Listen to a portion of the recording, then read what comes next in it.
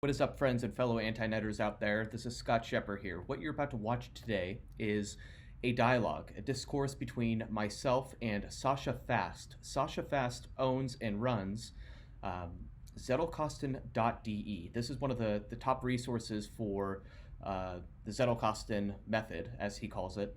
And Sascha has graciously opened up his platform. He's been awesome. He is, he's an individual that airs on the side of uh, using digital Zettelkasten, and he reached out to me about a month ago saying, "Hey, let's get a video going together where we can debate and really just discuss. It's not so much a debate, but it's discussion on the pros and cons of analog Zettelkasten versus digital Zettelkasten." So, anyway, hope you enjoy. This is the recording of that little video Zoom session. And what you'll see and learn is it's not so much a debate as it is, there's just a lot of really openness, curiosity, and really a lot of learning, which could help illuminate you whether or not you use an analog Zettelkasten, aka something I called an anti-net Zettelkasten, or if you use a digital Zettelkasten. So this was a fun discussion, and if you want to see another video, then type in your comments below and let us know your feedback, because this was a lot of fun. I think there was a lot of really invaluable learnings to come out of it. Anyway, that's all I'm going to say for the preamble. I'll jump right into the video right now. All right, peace and love. Talk to you later. Bye. So, dear Zettlers, finally, the big battle has arrived. Scott versus Sascha, or Scott with Sascha against the world. You have to decide. So it's Sascha, that's me, and Scott. Welcome, Scott, to the Zettel world. Hey, glad to be here, and thank you for having me. Thank you for putting this idea together. It's always great getting an email from you, just like when I got an email from you back in December asking me to write about the anti-net and have it published on Zettelkasten.de. I was like, wow, this is awesome. So I'm really grateful that you and Christian and the whole like Zettelkasten.de community has been so open in having someone that like me that represents the old school world, the Amish people world, and the analog world in doing things the old way and the hard way. So yeah, thank you. Yeah, I don't think you need to thank me, because I'm just on the mission to build a platform that entails all the Zettelkasten ways, or everything in that the Zettelkasten method can basically absorb. So it's just in my own interest, like, to have at least someone who actually does it, because I don't like the current state. I think that there are many people presenting just the Zettelkasten method, or what they think the Zettelkasten method is, but you never see like how they actually do their own work. And I'm fine with that, because I basically can't show my original work because it's in German. So I often have to make some example or like that, or if you like closed up. So if you don't want to publish it, it's fine. But it's kind of obvious that if you would press for real world examples, you most of the time get you wouldn't get like a satisfying answer or example. And that is like it's very similar to many fields. So in Germany, I think it was me, perhaps it's my overinflated ego, but I think it was me. It started with a Facebook post that of me in a barrel on my balcony. So I started like it was a little trend of code adaptation training, and I wrote something about that, and then you saw the inevitable blog posts in the blogosphere, and the YouTubers picked it up. And if you actually did it like code adaptation, it was very easy to see who actually did it themselves and then had some practical experience. And some people like just researched it, and like I think you know it, like when people say like the 12 best tips for X and Y, and you have this kind of blog post that's obvious, like easy grabs for content, and it's basically just perhaps marketing for an affiliate site or just their own project. I think that is kind of, I normally hold back with negative critique, because I think even negative critique is attention, and the internet runs on attention. So I don't even want to pay this attention. But this is really like, it's annoying, a bit annoying, I think, and a thing you can be annoyed a little bit. Yeah. Not to the amount that like gets to you. Yeah. Yeah. You know, I've been getting a lot of feedback from people that have found my videos and my channel, and they're like saying, oh my God, this is, you know, the first time I've actually seen an example of how it works. And they're very grateful, and they come to me. And I think on one hand, I don't really realize how bad it is, because I'm never really, you know, searching for Zettelkasten YouTube stuff, but from what I've heard, is it echoes, and it's exactly what you've described. I think a lot of people, the content, they're really good at. I'm horrible at creating videos. You know, like my video was just me and my iPhone, you know, walking through, and everyone's like, the comments I get are like, oh my God, you're you know, I mean, a lot of people love my videos, and they're the ones that hang around. But you know, some of the people were like, "Oh my God, I'm getting motion sickness watching you, watching you use your iPhone and showing off how it works and stuff."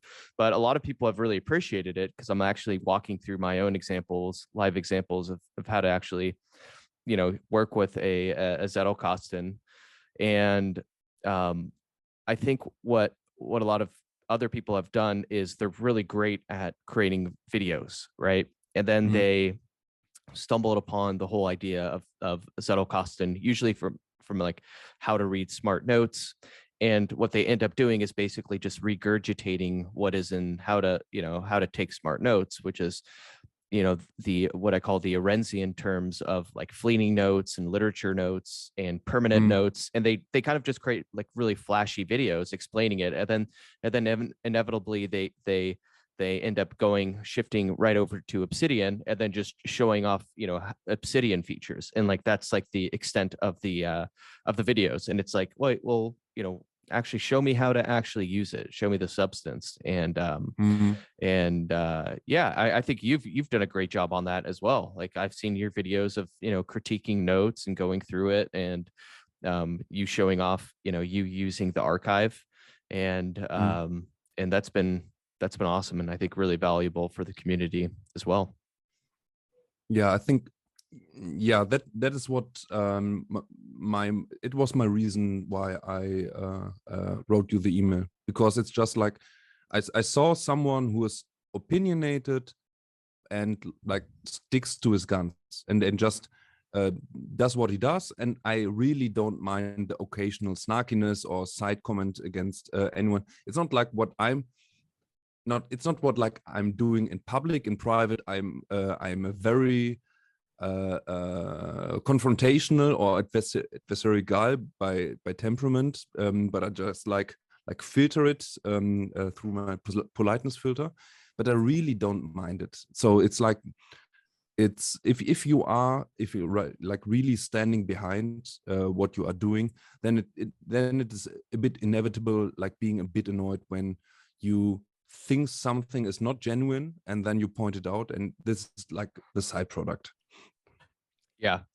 And I've tried to get better at that as well, instead of like bashing certain you know, individuals or people in the Obsidian space, you know. I've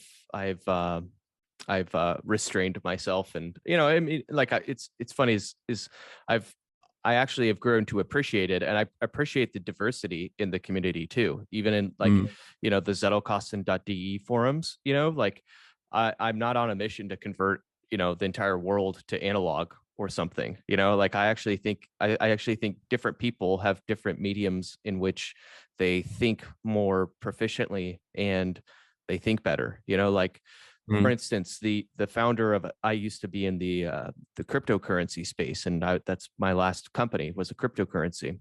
And one of the figureheads in cryptocurrency is the founder of Ethereum, whose name is Vitalik Buterin. And that guy is, you know, the closest thing to a robot that that I think we have on this planet. He's an absolute genius. You know, he has his quirks, and he just, stares at his computer and thinks, in code and decentralized blockchain code. And the thought of him, me pitching him to move to the analog world and write everything by hand is, I think, a seemingly absurd, because some people just think better in the digital form.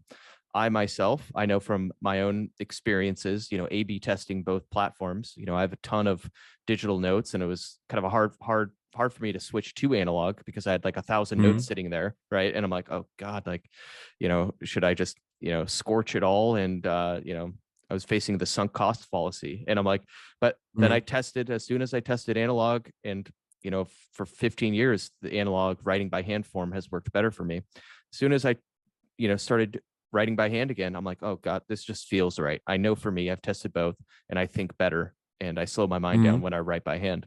So anyways, the point I was trying to make was, like, in the Zettelkasten DE community, there's, really interesting people. Like, there's like the mathematical thinkers that, create these massive specs of, if you've seen the spec document, you've seen it, of how, like, the mathematical specification for how Vogelseidel works. And I'm like, wow, this is just mind blowing. I don't understand a thing about that. It's like my math is too bad for that, and I'm just in awe. I think mathematic formula are beautiful, and that's the extent of my understanding of it. I see it and it's like, oh, beautiful, like art, and that's all. Yeah. No, I have a book on set theory, and I started going through it last year because I'm like seeing all these Greek, symbols and stuff, and I'm like, God, I wish I could understand this stuff. And I'm halfway through it. It's really interesting. But yeah, to understand that Vogelseidel mathematical spec, that would take me about at least 2.5 months of like full-time, commitment of reading it for like 2 hours a day or something. But yeah, it's interesting though that people think like that. It's a diverse community.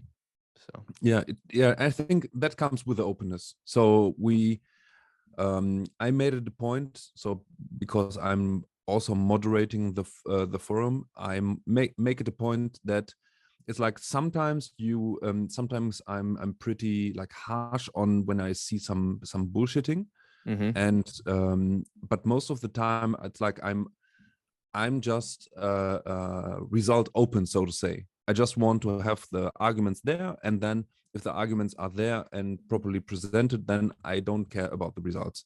And even I have a big skin in the game. So if I see something that is more efficient or more effective that I am doing, I'm the first person adopting it. So it's like, and I learned quite a lot, even though I have like it's fun to me. Sometimes it's strange because I have a head start of 10 years. Because I started it like when I was 12 years ago I started my Zettelkasten. No, it's wrong. Like 13 years ago. I'm an old dude. It was like around in 2014 or 15 that you started it? No. I started my first my Zettelkasten when it was like half a year. It was 2008, I think. Okay. 2008, 2009. Then it was analog. I think the first. Then I like wandered through all applications that were available there, and then Christian convinced me of the plain text approach, and then I think I just stick to it, and it was like 2010 when I stick to the plain text approach. Back then with resolve nodes, and it was like my computer was quite slow back then, so I had to like create my notes of the day into in another app. I think it's just a text editor, and then like slowly copy it into resolve nodes, because creating one node was like about like half a minute of loading time or something like that. So it was like really slow, similar to the analog way back then. Yeah. And then of course I improved my technology. Yeah. So Christian is the culprit, huh? He's the evil one that switched you from analog to digital, huh? No, I'm I just was kidding. in before, but he like really Christian is responsible for many of like technical soundness that Yeah. I'm using now, because Yeah. I was introduced into like really using text editors and not Word for writing and such things.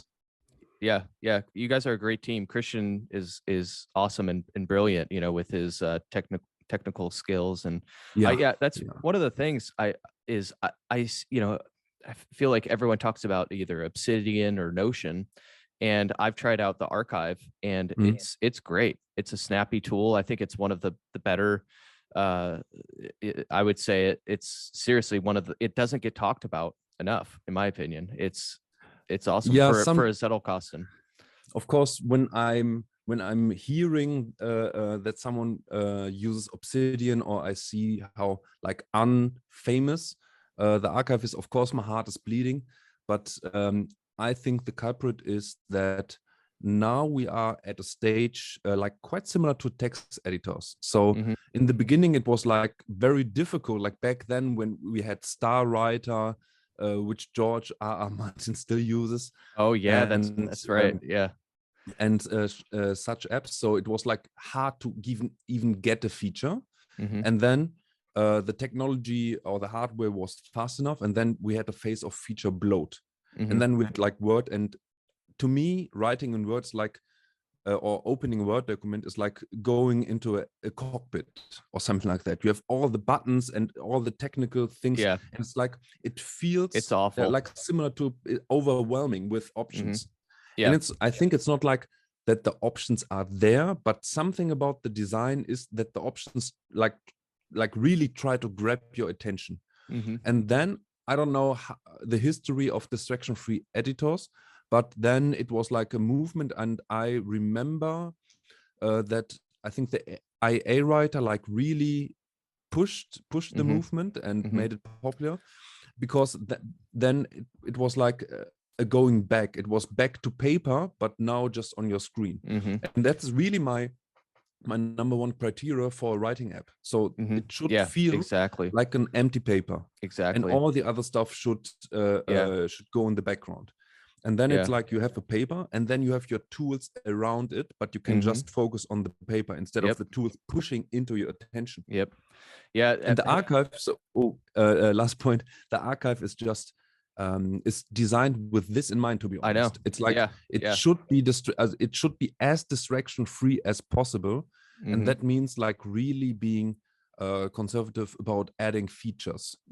Because I don't like it. It's like there's an argument to be made that okay, you don't need to include the features, or you can just switch them out or something like that. But I think it's not quite correct, because there was something about it, because to even forbid features, because the IA writer, like back then they went really hard on their stuff, and you couldn't personalize anything. So they thought, we have the true one setting, and this is what you get, and if you don't like it, then go somewhere else. This was the thing back then. And I think there was they might be too harsh, but perhaps they were on something.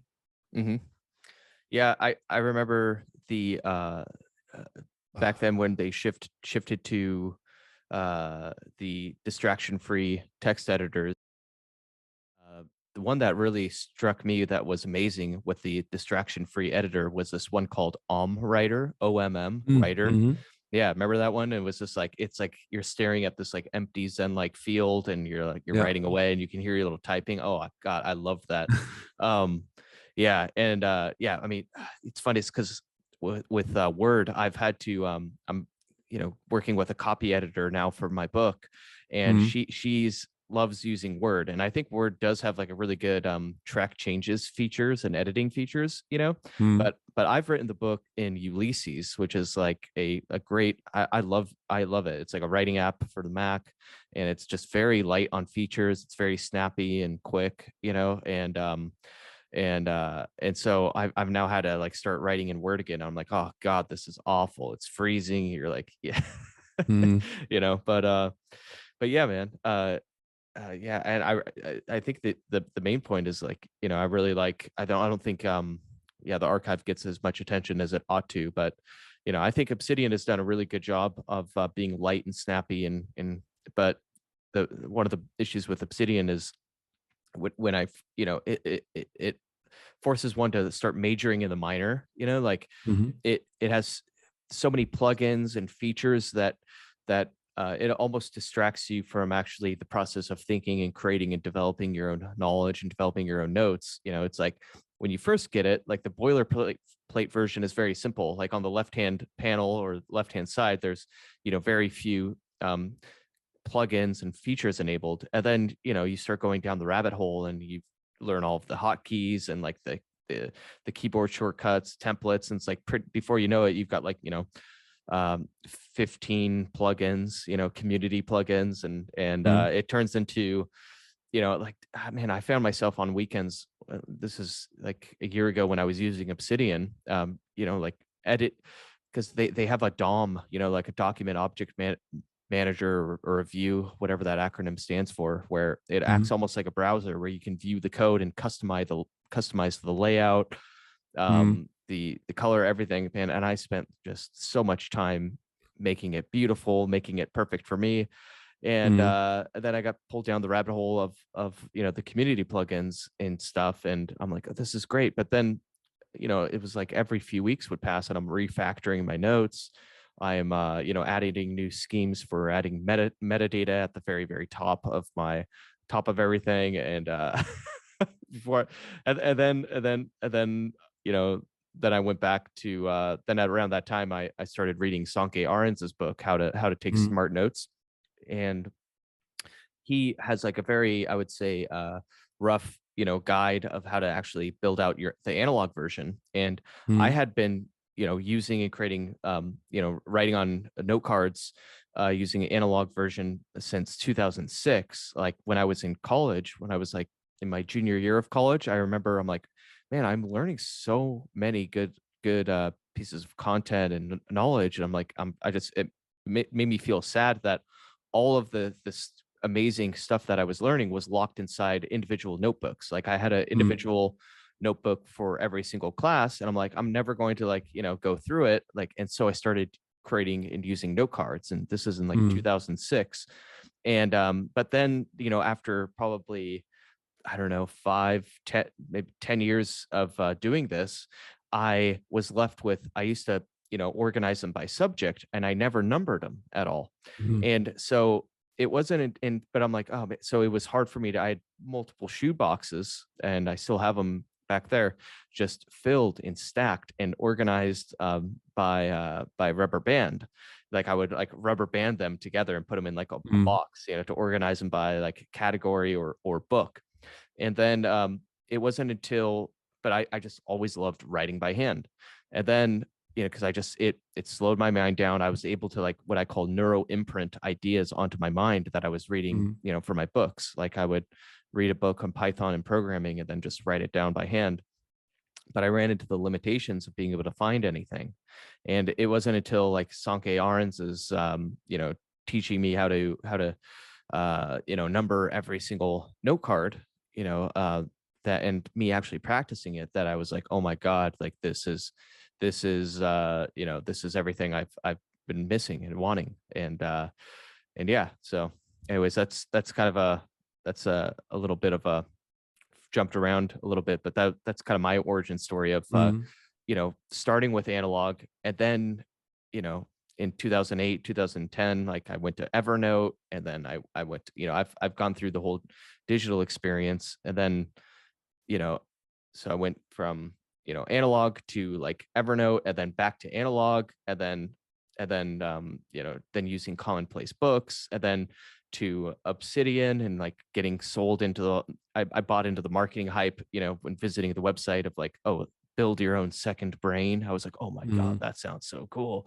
And then after creating like 1,000 notes, I then went back to the analog world. But this time around, I actually had the Luhmann's Zettelkasten framework, added to the mix, which was the game changer for me. And as you know, I've come up with my own acronym, and my own a saying of it is the anti-net to describe it.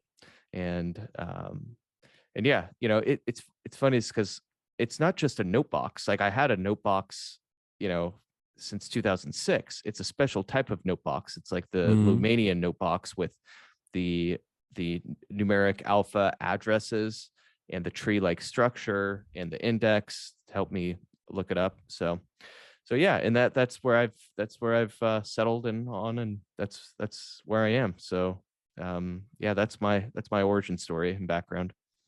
I think there's a connection there between the issues that might arise with more complicated apps and what you experience with going back to analog. And on the one side, and on the other side, what I try to communicate more and more, that is actually the Zettelkasten process is like it's insanely simple. So if you just break it down by what you actually do, it's creating nodes, it's connecting nodes, and it's browsing your archive, however you do it. And the question is, why even write like more than a lengthy blog post about it? And the answer to this question is that it's not about the simple action of creating a Zettelkasten, but about the tools and the architectural designs that you create within the Zettelkasten. So I'm not really. It's like, to me, the tool, like the software, for example, or if you go like full analog, is not really that important. Because, for example, in my coaching, I experienced like it was strange to me that I experienced very, very rarely what I call a fully developed node. So it's not like necessarily like atomic or something like that, but it was kind of obvious that most of the people like are just still in the mindset of like capturing knowledge. So it's like dead facts put on like on a node, being a digital or analog. And I quite often ask the question, okay, you showed me a node. What do you think you will make of it like in 5 years or 10 years or even a month? And if the node was not fully developed, the people that asked the question like couldn't answer it. It's like, yeah, it seemed relevant to me. And the way out of it is to actually process the knowledge. And I think that might be, or this is in my perception, one of the underlying patterns of your argumentation for the analog version. Because I think like, okay, just name a number of percentage numbers, like 88% of your arguments look like this. The analog Zettelkasten forces you or seduces you to actually process the knowledge, while the digital version allows you to skip the process of actually processing it. Collect information versus actually creating knowledge. Yeah. Am I right? Perhaps not with the 88%, but about that is a major part of your argumentation. I don't know if I would put it as high as 80%.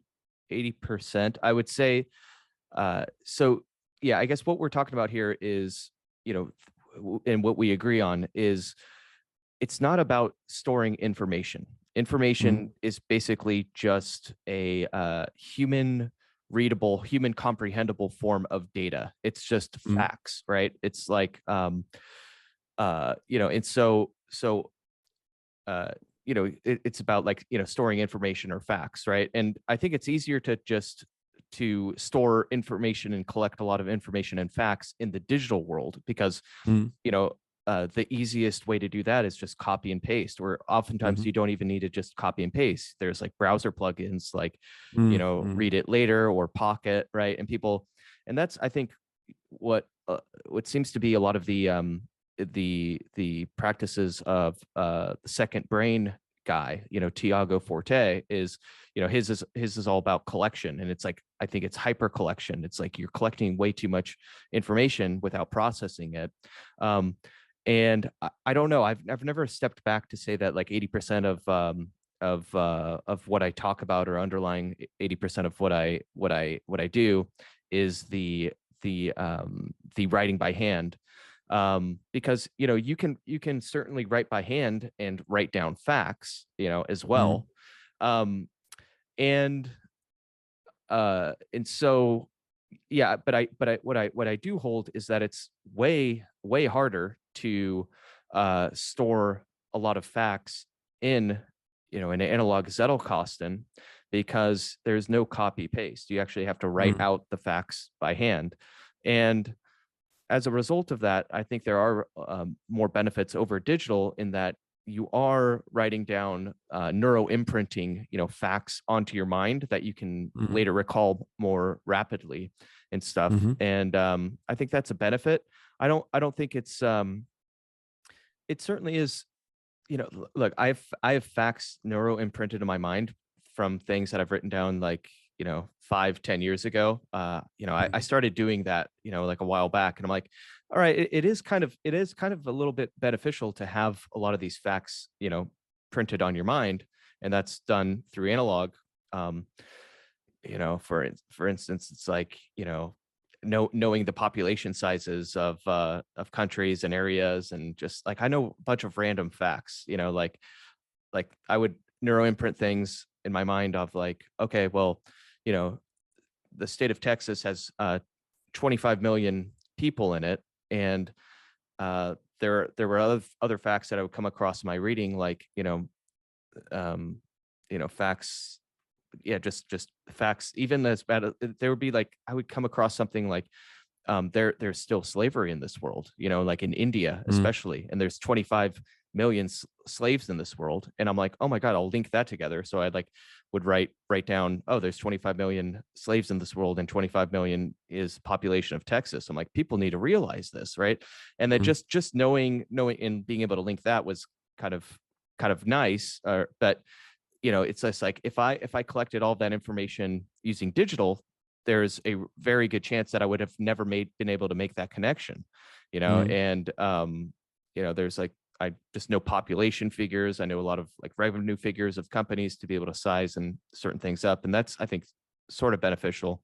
But yeah, I mean, I do think the process of writing by hand, and that is, you only have the option of writing by hand and processing knowledge in the analog form. That I think that is a very it's a benefit. You don't have to have the discipline. You have to have the discipline to process notes in the digital form, right? You have to be like, okay, I'm not gonna copy paste. I'm not going to just recite information. I'm actually going to process and turn this into knowledge. In the analog world, you don't have to have discipline. It's just not an option. You have to process your knowledge. Otherwise, for the most part, otherwise, you can't just copy and paste and be a collection monkey. Yeah, it's funny, because this is actually my not my argument, but what I stress a lot. It's called level of processing, or depth of processing, or a depth level, something like that. I don't know the exact phrase. And it's kind of, you remember things better the more you process it via different channels, for example. So if you write something down, you actually are moving your hand, you're feeling the texture of the paper, and seeing like the relative spacing and position of the words to the cards, and all these kind of things increase the the number of associations in the brain, but it's not like you have associations in the brain that you can access, because of course they're unconscious. It's like very similar to like learning numbers. So if you are a child, you can learn numbers by counting on your fingers, or if you are like hyper modern, you can use an iPad and have like a learning app for children. But if you learn it on the iPad, you lose basically the imprint or the programming of your motor cortex. And what you later can find is that the brain actually like counts and calculates different when you learn the basic numbers different. And it doesn't show up, the difference doesn't show up like early in the child's biography, but later on you will have like a ceiling what you can really accomplish, because you don't engage the same amount of brain, so to say, if you just learn it via an iPad, because there's no texture, no motor skills and something like that. And I think that's kind of similar with the analog version. They call it in human memory, they call it external context. So the external context, for instance, is the spatial cues and the other items that are kind of attached to the note, right? Like, and so I have notes back there that are back in like 2006, 2007. A lot of my note cards, they were 3x5-inch note cards, and they were lime green. And so when I come across those notes and I see my handwriting has changed since then, my handwriting has gotten a lot better, but I see like that old version of myself, my old consciousness injected into that note. And so when I'm reading knowledge and information that comes from that, and back then I was really into business and finance and investing. And so a lot of the notes, pertain to that, and some are like life philosophy stuff. But when I read those notes, there's this, this external context that I see that, they're the lime green notes, and I visualize myself, and I'm taken back into that like 2006 to 2007 version of myself, Scott Shepper, when I was like a junior or senior in college. And, as I'm processing and trying to understand that note and comprehend it, I have all this other internal monologue, or this internal dialogue going on in my head of, it triggering my memory and stuff like that. And I think in a lot of the stuff that I remember is kind of like, I think what you're talking about, it was like neuro imprinted and hammered into my mind via the motor skills of writing out a bunch of this stuff. And, I do think there's research out there. And I think even Sankey Arens cited it in How to Take Smart Notes. There's one famous study called "The Pen is Mightier Than the Keyboard," where they basically A/B tested two groups of students on how well they performed on tests based on whether they typed notes or whether they wrote them by hand. And the study, I believe, was people that wrote notes by hand performed better, I believe, or they understood better. And it's I think a lot of it is because you have to be way more selective. You have to pay attention to what the teacher is saying, because and filter out what's unimportant versus what the important is, because you don't have the time to write down the unimportant stuff. You only have time to collect and select, the really important stuff, because it's slower and harder to write down by hand.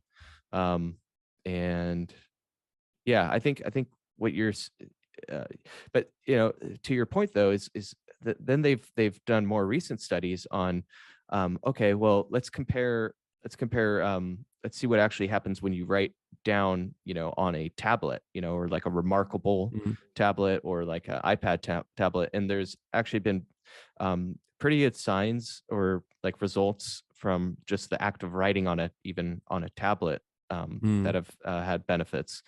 But and in that study, I haven't read the full study, because I only have so much time.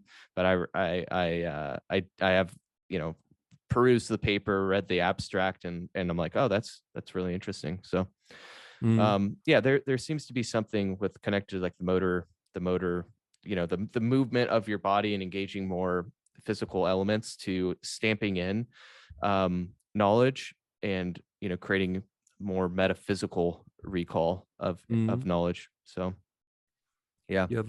My reasoning is on the level of the method actually the same. So to me, this physical aspect of creating like external context is similar to the memory palace. So Yes.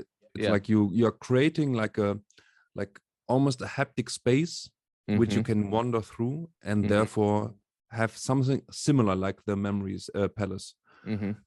When I process my the knowledge or create notes, I make it a point that I do something similar like that, but it's not like, I would call it arbitrary. So because the position of the words on the note is not like containing information. It's like more like I would call it like a crouch for remembering it.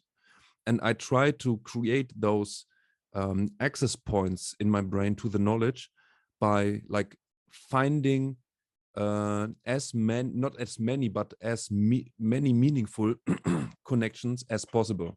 So for example, when I never just write just information down, but I try to add something to it, like evidence on argument, or I try to see, it's like, this is, I think, the most abstract thing, to see beauty in it or ugliness. Because I use beauty and ugliness, for example, even though it might sound like a bit esoteric, it's like a shortcut to hidden patterns. So for example, if we see like big predatory cats, we immediately see the beauty in it, but we don't see beauty like by chance or arbitrary, because we see the efficiency of the movement, and our attention is attracted to big predatory cats because they are one of the most primal predators that really hunted us, and therefore it's like literally an eye catcher, because you need to pay attention to predatory cats because they are out to eat you. And beauty is just like a feeling for this kind of relevance. So I use this trick to think about via the lens of beauty about something, to get like a quick access to relevancy, usefulness, to efficiency, and something like that. And this processing of the note or of the knowledge is uses basically the same reasoning as the level of processing. So it's like adding access points, but to me, it's not like exclusively. You can, and of course you should do, in my opinion, do it in your analog Zettelkasten. But this is something I experienced that I wouldn't say that it makes the benefits of the analog Zettelkasten obsolete, because it's like cumulative. But I have no issues with remembering at all. So I think I have like 12,100 notes approximately now. And it's like there's no single note I don't recognize when I stumble on it.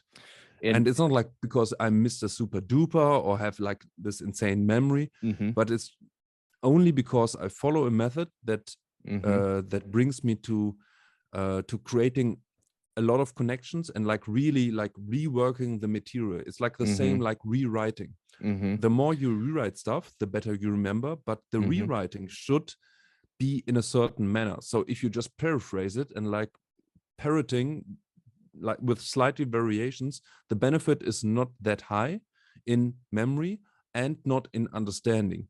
Because I try to think of it think of the process of Zettelkasten in opposition to spaced repetitions, because the spaced repetition is basically training yourself a behavior. So you have a question and then you can react with a certain behavior, and you train yourself like a dog, basically. That's basically kind of like using Anki, right? Exactly. It's like, it's called like maintenance rehearsal in the science of human memory. It's basically just reintroducing yourself to the concept till you kind of hammer it into your mind, versus elaborative rehearsal is kind of what you're talking about and what you do, which is to elaborate on more dimensions that the knowledge, that relates to in order to create like more of a visual stamp on your mind, right? Yeah.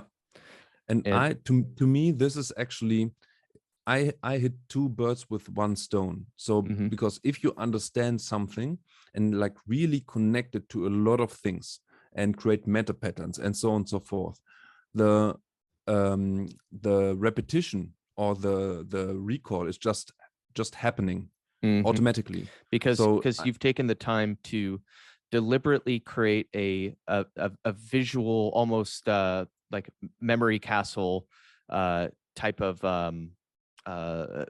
visual image in your head for the note that relates to either beauty or ugliness. Is that what you're saying? No, but I think it's actually the similarity to the memory castle comes because it's exactly the opposite in one way. So the memory castle uses arbitrary links to the information because there's actually no added information if you place a fact in the kitchen of the castle or in the cellar of the castle. It's just a trick to remember it. Yeah, it's the method of Loki is, I believe, what the ancient Greeks call it. It's like you basically pin an idea onto a physical object. And it's funny, it's like every self-help memory trick book, and I've taken them back in the day, it was like it was by Kevin Trudeau. It was like, mega memory, it's like one of those like infomercial courses, and it's basically teaching you how to do the method of Loki or memory castles. Okay, but it's so sorry. So you're saying like the it's arbitrary and it doesn't matter of whether you link the item to the kitchen or you link it to another. Okay. Yeah. But what I am doing is creating non-arbitrary places, if you will, because, for example, what would be a good example? Let's see. Yeah, for an example would be dominance or competence hierarchy. So this is kind of stuff I don't. Jordan Peterson talked a lot about this competence and dominance hierarchy stuff, and his view on it was it is old, so it is like persistent. So it's like it's basically a very old argument of existence. So existence is persistence, and this is what he uses like in this evolutionary sense. It's anti-fragile because it has been evolved over human history, basically. Yeah. Yes. And I use what I call a Lindy filter for such things. So I try to find evidence for existence on all levels of time. So I have all this lobster stuff or researched all this lobster stuff, but I did the same research on primates, on mammals, on people, and even researched it on a more abstract level. So how is the actual game theory of competence hierarchy working? And so in my mind, it's like a not like a skyscraper because it doesn't have so much stages, but it's like very similar. So when I think about like competence hierarchy, I rather call it competence hierarchy because it's like more appropriate to our human species. I think of it like in those stages, and but the stage in itself, it's not like meaningless like a castle, but it has meaning by oh, my charger comes, thank you. Nice. It has meaning because the stages are connected logically and within a coherent model, and this, in my opinion, makes it superior to just having a memory castle, because because the meaning itself, so the connection itself is meaningful and so adds to the knowledge, and it's not like just one arbitrary information that I hold in my brain. Does it make sense? Yeah, I think basically you have multiple levels that stack on top of one another and are related to one another. So instead of it just being you're kind of talking about like more of like a memory period or something where, you know, Mm. or no, sorry, a memory pyramid, you know, like where at the very bottom of, like, you know, is like, and you go by time period, but the very bottom, it serves as the foundation, and then, you know, it's related and tied into the next one and the next one, you know, next level Yeah, up and stuff like that. Okay. and that is just And one form. mhm. It's like now it, this might be a it, stage, and it, sometimes it's circular, sometimes it's yeah, it has many forms. mhm. Yeah, and I think what this shows is that you have taken the deliberate time and a lot of energy to process and elaborate and create, you know, this whole and construct this whole thing, Mm. in which, you know, compared to, let's say, other digital note taking or taking practices where, you know, they're just collecting information and checking it once, you know, and creating the note once and then adding like, you know, 8 tags to it and like, you know, Mm. four links to it and creating this like, you know, just I don't know, this hyperactive mess. Essentially, you are disciplined enough to slow down, you know, your mind and thinking, and apply a lot of these, I would say, frameworks or methodologies to the note in order to process it and have it fit into, you know, your memory pyramid, and build a really solid structure, one foundational layer at a time. Yeah, and this is basically, I wouldn't call it common ground. It's like common ground sounds like we have some trench war, and now we are finding something in the middle. But it's like a commonality of our argumentation. Mm-hmm. It's like it's Yeah. not like the important thing is that you process deeply. Yes, And exactly. I think this is my understanding that why you are promoting the analog version, because there's no other way around, like processing Exactly. You, deeply. you And can't be lazy. You can't yeah. lazily process information when you write it by hand, and especially if it's a 4 by 6 inch note card, you know, that you fill up. It's there's no other option. You don't have to have discipline, you know, to force Mm. yourself to like, you know, to process notes deeply, because, you know, there is no other option. You have to write it by hand. You think deeply when writing. It slows your mind down.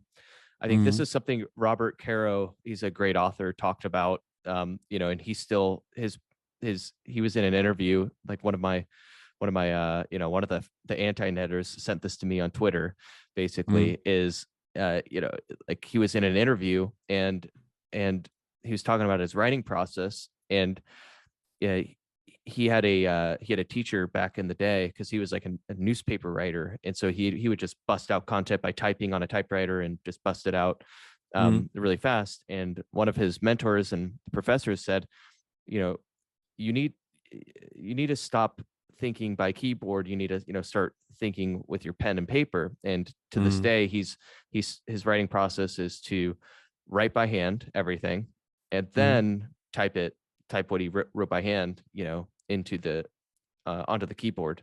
um and yeah, that's basically my argument. And there's a lot of people that have that benefit from thinking this way as well.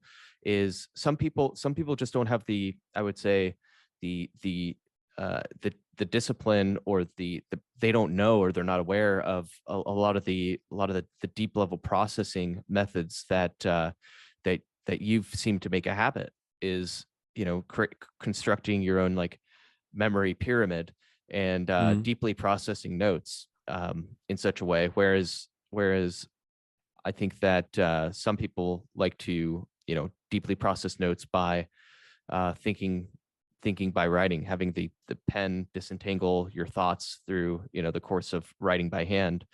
And yeah, there's a lot of people that, like Jerry Seinfeld, every single morning for Mm. his whole life, he has, you know, written his jokes by hand on a legal pad. Same with, you know, Maya Angelou wrote, you know, her poetry and books on a yellow legal pad. There's, you know, the guys like Robert Greene, that What is a author. legal pad? It's like a yellow, it's like a yellow paper pad. I don't know if Okay. yeah. I saw it in the movies. Yeah. I might have one. I personally don't like writing on them. I'd rather write in like a Moleskine notebook, or I mean, what I really write in is the 4x6 inch note cards. Mm. But yeah, there's yeah, I really, I think a lot of people is, writing by hand forces the deep processing in my at least for me, better than digital does. Mm. But yeah, there's Jordan Peterson is, he's I think I've posted it in the forums, has done the memory castle. He constructs all of his books by first creating like a memory castle for his theory, and Mm. then he, everything he reads and during his research, he kind of fits into that memory castle. Mm. One of the things that I've that it brought up to me was, I'm like, okay, well, the only problem with that methodology is having, a well organized memory castle. Like, so for instance, like when he was writing the 12 rules for life, he probably constructed a memory castle of 12 things, 12 rooms or areas on his memory castle. And then he would do research, and then he would, like, all the things that he would come across, he would just fit into that that memory castle, the 12 areas. My only issue with that is I wonder if it has a higher proclivity, these memory castles, for inducing confirmation bias. And Mm. like to the man with a hammer, every problem looks like a nail. To a man with a memory castle, everything he comes across looks like it can be fit into a room on the memory castle. So it almost induces confirmation Mm. bias of trying to fit any odd example into one of his 12 rules. Mm.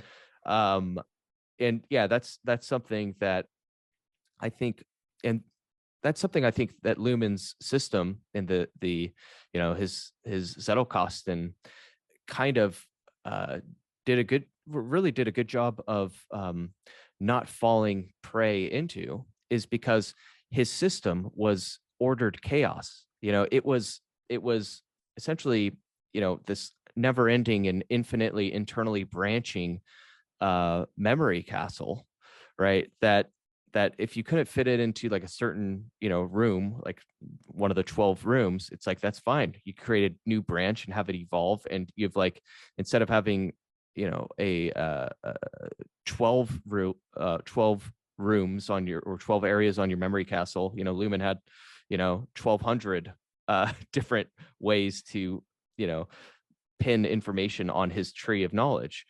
Mm. And I think it allowed him, at least for Luhmann, allowed him to be way more comfortable with chaos and complexity, and see a lot more interesting patterns in, instead of it being a memory castle, it was like a memory tree with 1200 different branches that you can navigate around just fine, Mm. because your map to that tree was by way of the index, right, that he had, Mm.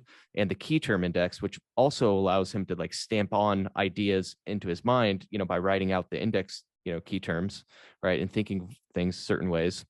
um and that's my one and only contention with the memory castle that Jordan Peterson described. I think it has potentially a risk of inducing confirmation bias, because you're trying to see the world through your memory castle, instead of accepting and being okay with the sheer and utter complexity of knowledge and information. And it's like Mm.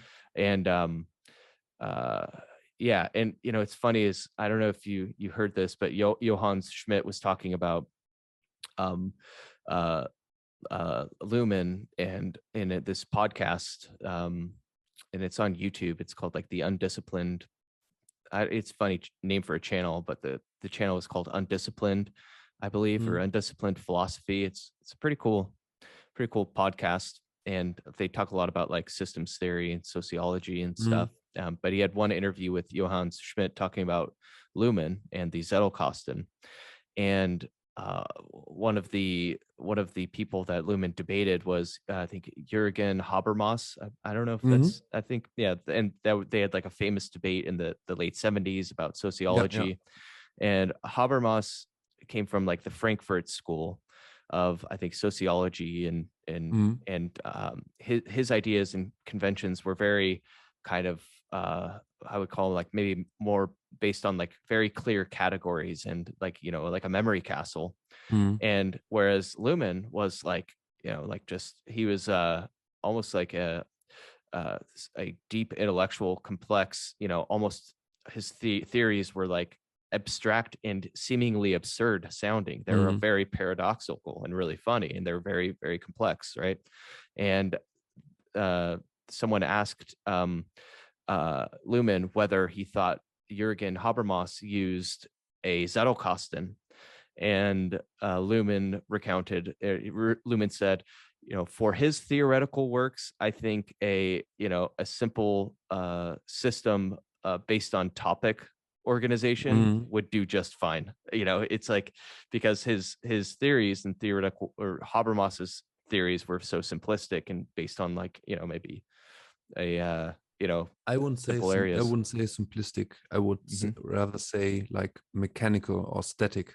Hmm. And Luhmann's theory is, I think that this is like a real difficulty if you like try to understand Luhmann. Is Oh yeah. he basically developed an organic theory to understand an organic thing, and I don't mean Hmm. like living, but just like self-referential and Hmm. s- autopi on in German Autopoiesis. it's how's it in English pronounced? I think it's yeah, I've looked it up. I think it's autopoiesis or auto. Autopoiesis. Yes, in German Yeah. it's more simple to me, autopoiesis, Yeah. but it's like self-creating. So it's Hmm. basically there's the worm Ouroboros. It's a snake that bites or eats its own tail. Hmm. So this is kind of the outline of Luhmann's theory. So Hmm. and he said himself it was very difficult to write his books because every chapter could be included in any other chapter he wrote. Exactly. You could start And anywhere, but yeah, yeah, but it made it difficult because you could both start anywhere yet start nowhere in the grand scheme yeah, of things because yeah. there's no friendly introduction. Yet after you make that hurdle and you understand what Luhmann is saying in like his overall theory, then you can start anywhere. So it's like this Mhm. paradox. It's like you can start anywhere, but in the beginning you can't start anywhere. Yeah, I think to me this was, or I find it, to me Luhmann was not that simple, but not that difficult. I mean, to understand Hmm. what I read at least, but it was more because I'm willing to read a lot without understanding a lot. So I Yes, think this yes. this is a strategy. You just read and just accept what that you understand just a little bit, Hmm. and then if you plow through, it's fine if you read like one or two books, and then with a third or fourth books you just remember things, and because of this uh, um, self or the circle like structure, then you get into like a you a self, not a self-fulfilling prophecy. What's the word? It's like a, you start a dynamic Hmm. that creates a positive feedback loop. You the more understand, the more you can like fill in and remember and re-understand, so to say. So you understand now things that you didn't understand before, and then you get yourself moving. But Hmm. the difficult or the danger with Luhmann's theory is it's so abstract that I attended like a meeting, Hmm. and about Luhmann. I think it was about one to his birthday or something like that.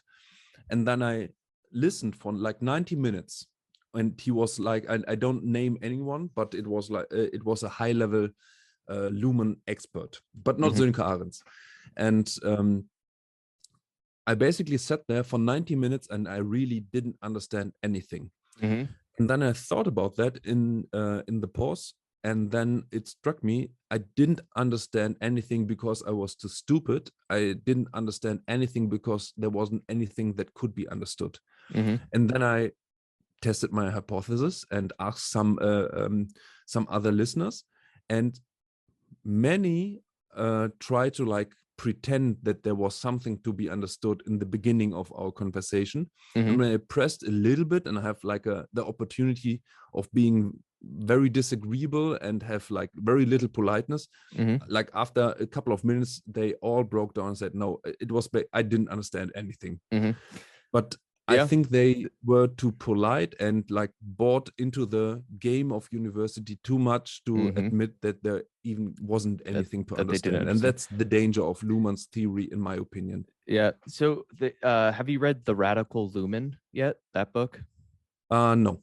Okay. So it was by Hans George Moeller, and he is a philosophy professor. He wrote about the radical Luhmann, or he wrote about Luhmann's radical theories, and he recounted in the very beginning a story about him and his colleagues. They had the same exact experience as you. So they went to they went to something. I don't know if it was about Luhmann.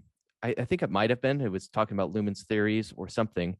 And Moeller, one of his colleagues turned to him after the talk. It was like, an hour talk, and he turned to Moeller and he was all excited. He's like, I literally did not understand a thing in what they just told me. And he's like, isn't this exciting? Isn't it awesome?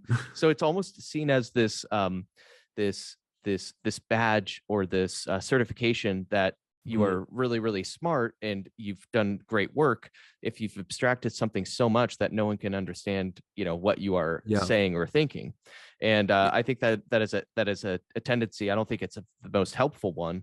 I don't think Luhmann purposely found himself falling into this trap, or doing this, but yeah, that's how his theoretical work has turned out. And it's I think it's a paradox because, here Luhmann is creating this 30-year theory of everything for society, in like 70 books. Yet, if he were alive today, it's like the thing that has become, even at least within the popular arena in the world, the thing that has become more popular than his actual output in his work, because it's too complex, is his actual Zettelkasten, his notebox. He would come back and be like, I think he would be like, he would be just like, I don't know if he would be that shocked with like either, because he's like, oh my god, like humanity, it's just like, really, like I spent my entire life, in career creating a really profound and complex theory of everything, but it was too complex for the common person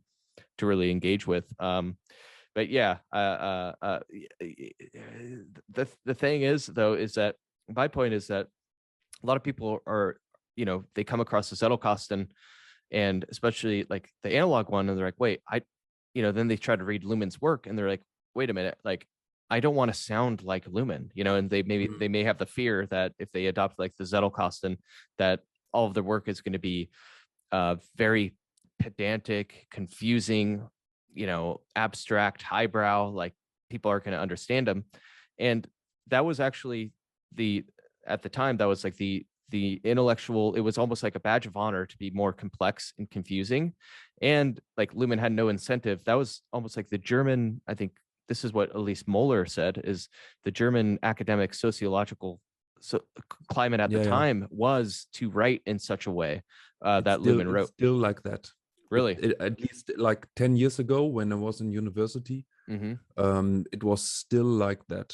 And in philosophy, we actually made a little bit fun of that, because the sociologist, they couldn't talk straight. And we in Bielefeld, there is it's quite analytical, or the style of philosophy is quite analytical.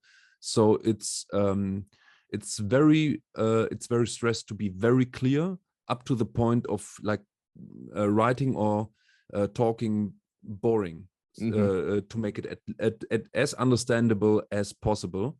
And the sociology department like skipped this part. It's like, and I think it's like academic thing. It's academic thing. I wouldn't be surprised or no, even I think some when I hear some American like academics talk, and they come from a similar background, you, sometimes you clearly feel that they try, or it's not like they try, it's like they just adopt this habit of talking very complex and talking very abstractly, and like also associating it like with the mode of being. And I think when they go to the club, or I don't know, go to the sauna, or they just lose this persona and just talk like normal people about normal stuff. Yeah. This It's is almost my like it's almost like a mask or a persona. yeah, In yeah, which I think.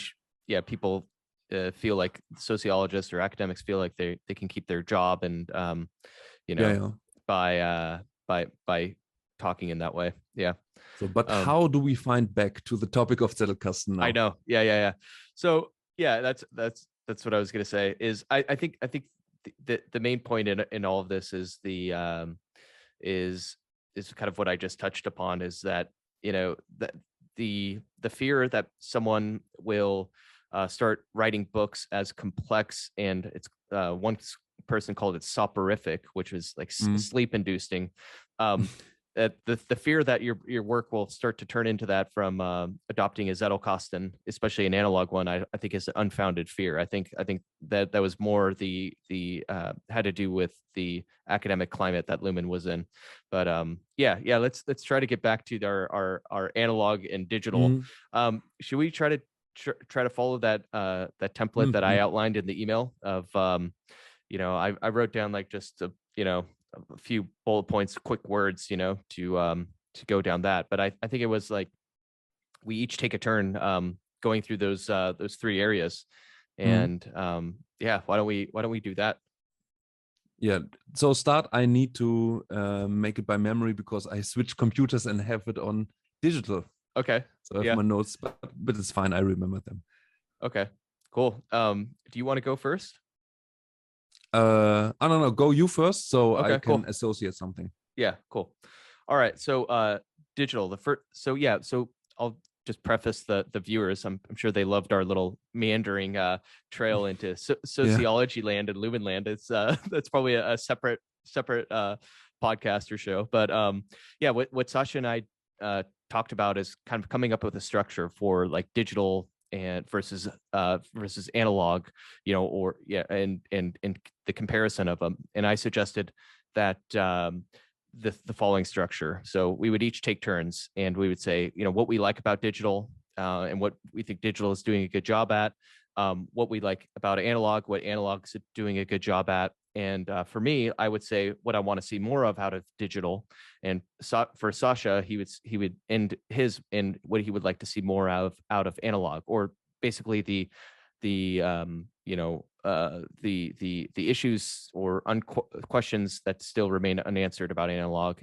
And yeah, so anyways, I'll go first. So for what I really like out of digital, and where I think digital has really done a good job in the field of you know, knowledge development. I call it knowledge development instead of knowledge management, or PCAM. But yeah, where I Mm. really think digital has done a great job of is I think it's popularized the idea of actually working with notes, you know, visualizing notes, especially like the, you know, the nice little digital, which I'm not a huge fan of, like the whole obsidian graphs, you know, I don't think are Mm. that helpful. I think they're more distracting than helpful, in my opinion. But with that, there's been a lot of digital tools of viewing your knowledge, how it connects, and certain things. And I think it's introduced and created a conversation around knowledge and how we actually, you know, build knowledge, the processes we go through. So I've really liked that out of, and I think digital has really allowed us to take a step back and look at, you know, by looking at our notes and saying, oh my God, like that's really interesting how our notes can be viewed as nodes, you know, that are all interconnected.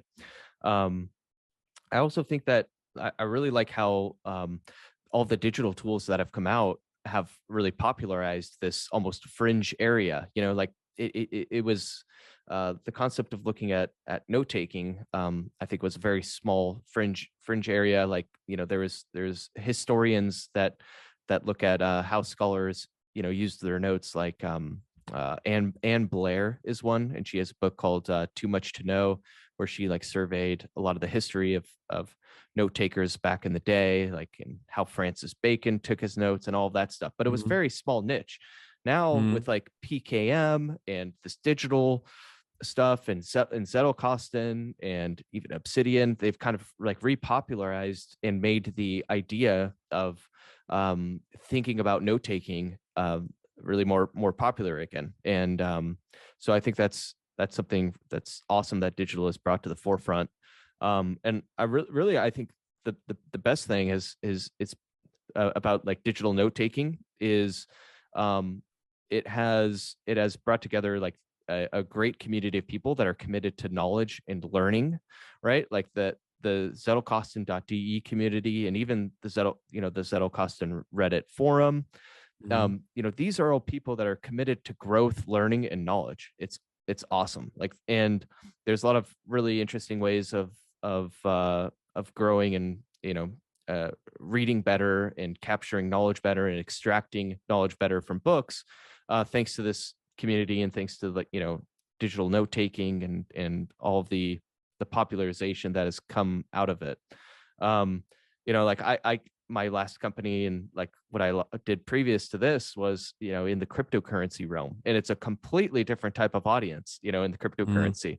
Like I would say 80% or more of the people that I was interacting with in that community were speculators, and which is basically they wanted to make more money without lifting a finger. They just basically wanted to make a ton of money without lifting a finger, invest in you, and if the price of cryptocurrency went down, like you were getting hate mail, like they were hating your guts. And these are people that are like that would they would hate the idea of actually reading and growing their mind and stuff like that. And I think this digital community of the digital note taking has really brought in like a really great group of great community of people. And so yeah, like as far as like what I like out of digital, I think it's introduced a lot of really good questions that have helped people in their practice of extracting knowledge, and especially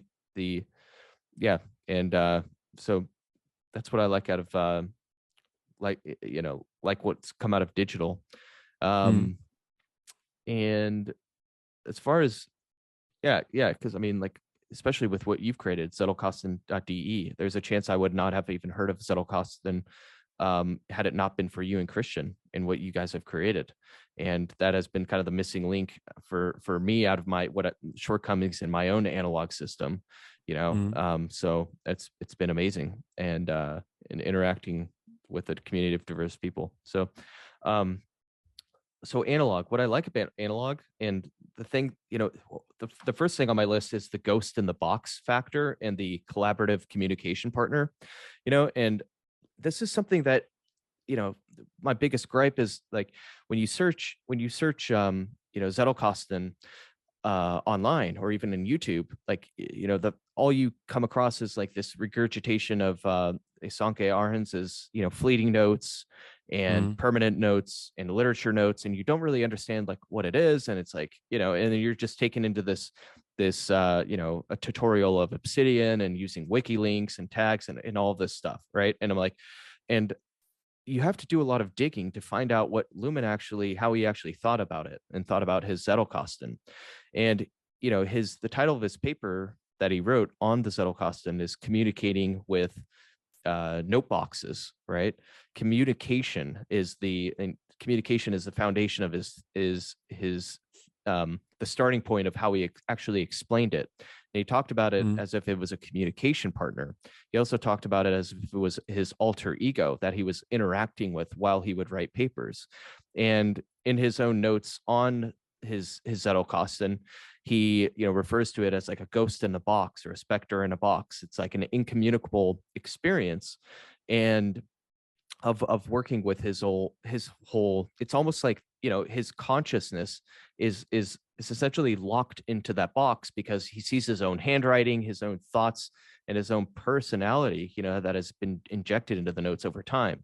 And so whenever he writes, he had that that red typewriter on his desk, and he would have a very small desk, right? And so he would have like this small desk with this big pot of tea, and his notes from his Zettelkasten, and he would write, and it was a communication experience where he would, because there's no copy and pasting, there's no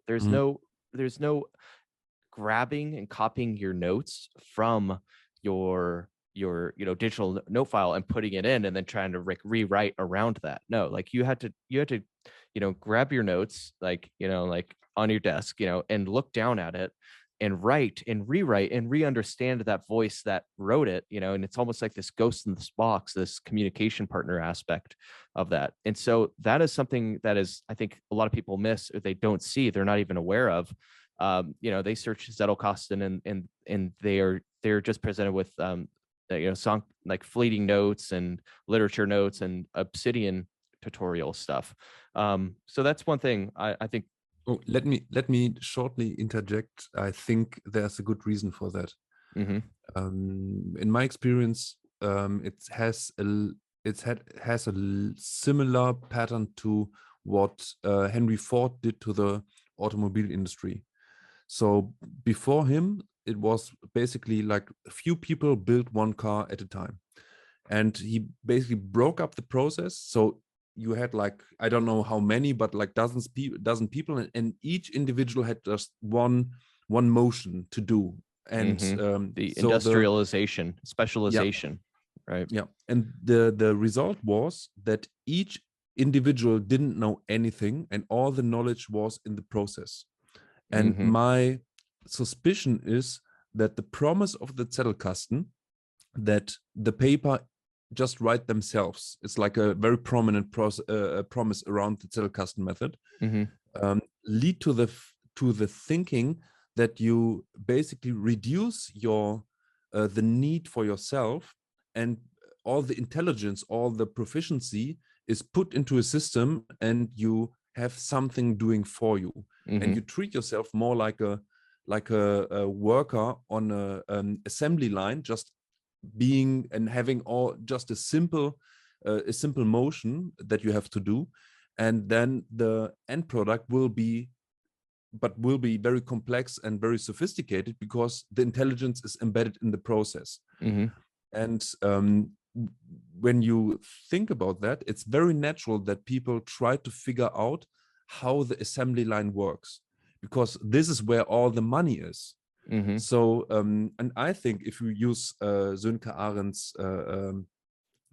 concepts, I think it's very natural to like being very interested in those concepts, because the normal concept is like, sometimes it differs in the interpretation, but it's basically you have like a beginning stage where the fleeting notes are, and something like that, and it's coupled with the literature notes. So functionally, there's very little difference, because it's all before the Zettelkasten. Then you go into the Zettelkasten and create permanent notes, and out of the permanent notes, then you do something else. And it's like basically very similar to this assembly line model. And I think, I think this might be the driving motivation, or perhaps more the pattern of the mass psychology behind the domain of Zettelkasten right now, or the misunderstanding. So it's, people think most of the time that there's something very special in the process, and the more you enhance the process, the more you enhance the product without basically training yourself or improving yourself. And I think this is, I might be not good at messaging that. To me, it's right the opposite. So the process is very simple, and it's about the tools within the Zettelkasten. So this is why I personally talk about the layers of evidence, for example. So you divide up the phenomenon, the interpretation, and the synthesis of what you process to create a certain architecture, being analog or digital, doesn't matter. Or I talk about, if you process, for example, fiction, then you have like tools that you embed in the Zettelkasten, and whenever you try to analyze something, you like match the tools and what you are trying to analyze, and then have something like, yeah, like a real tool that you can use, but more similar to like having a toolbox and then needing to go out and like building a complex thing yourself by being yourself, having a complex set of skills. So this might be this might be the reasoning why people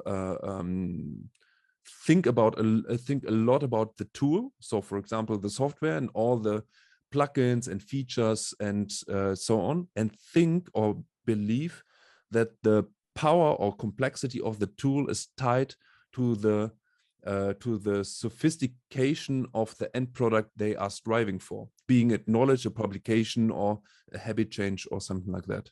Mm-hmm. Yeah, I actually, I like the output that you just described as being a habit change. That's you know, that's an interesting one too. I think that's what a lot of people strive for as well. It's not just you know, when I say creative output, it's not just, you know, a writing piece or a book, or, you know, it could be any creative output. It could be an online course, could be a video podcast, you know, whatever, or habit change, you know, and or training plan for yeah, for your exercise schedule. Yeah. No, I think you've described that. That's an interesting way of putting it. Is yeah, people immediately want to understand the whole assembly line, you know, because they want to predict, in order to foresee and predict and get a better sense of if this will, or how this creates a, you know, a Model T, you know, like, and they want to see it all fit together. Yeah.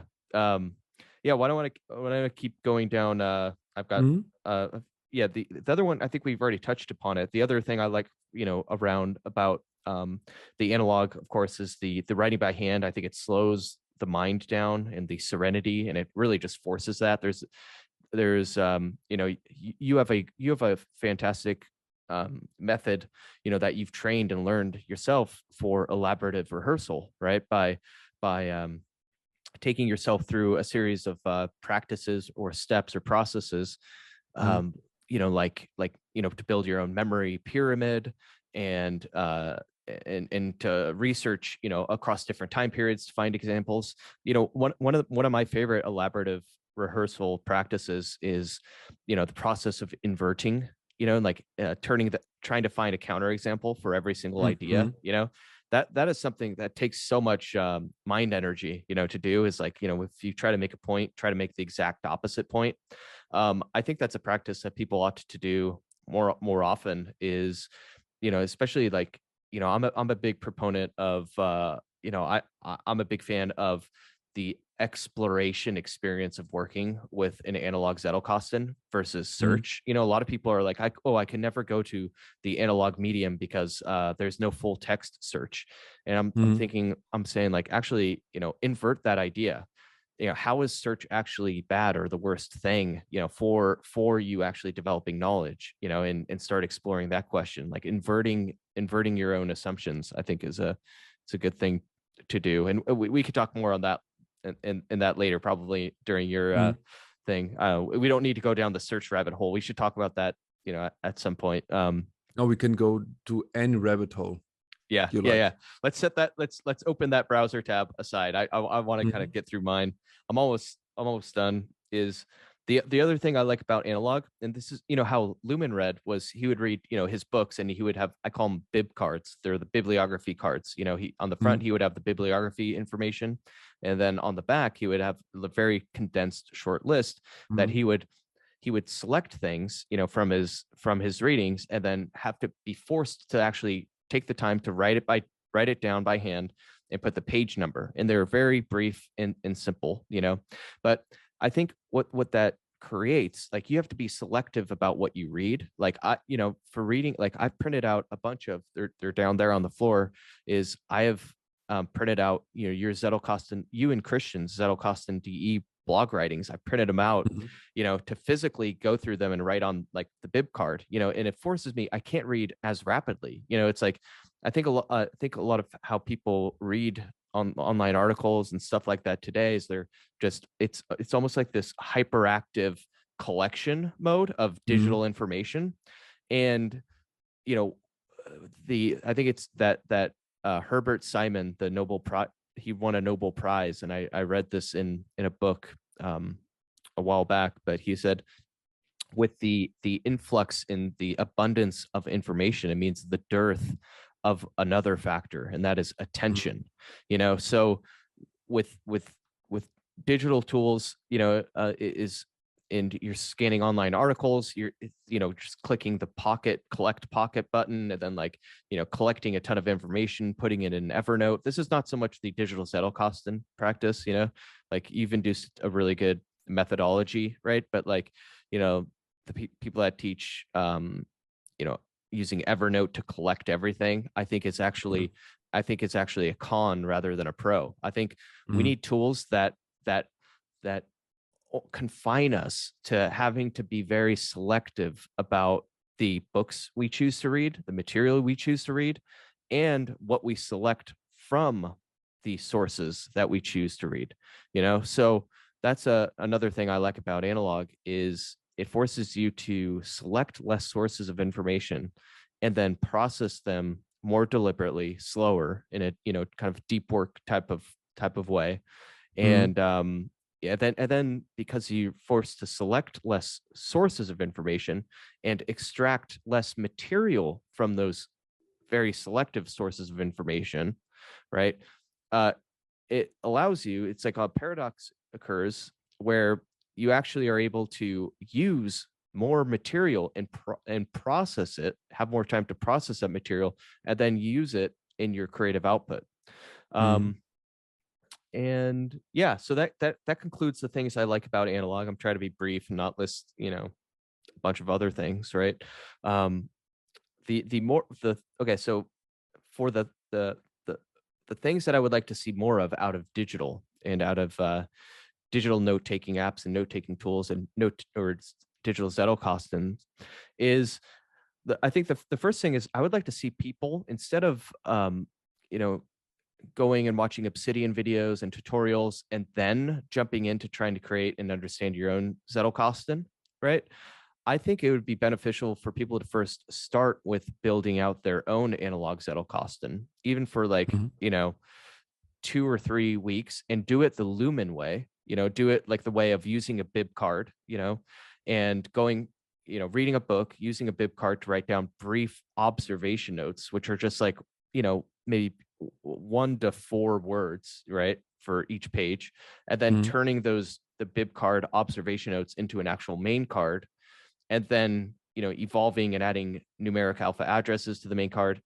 Do that for like 2 to 3 weeks to understand how Luhmann did it, and then create your own digital Zettelkasten. I think I would like to see that more out of digital, so that people, I think it would lead to less confusion, because some people think it's some people, they think that Zettelkasten is just a, you know, hyperlinks of notes. It's almost like your own personal website, right, with just hyperlinks of your ideas. And I think it's I think they'll come into a different, and then after they create, like, you know, 1,000 notes or something, then they, like, you know, hit a point of despair, like that one rank and file article, you know, where he's like, oh, I'm left with this digital mess, you know. And I think people will avoid that point of despair less if they first take the time to create an analog Zettelkasten for 2 to 3 weeks, the Luhmann way.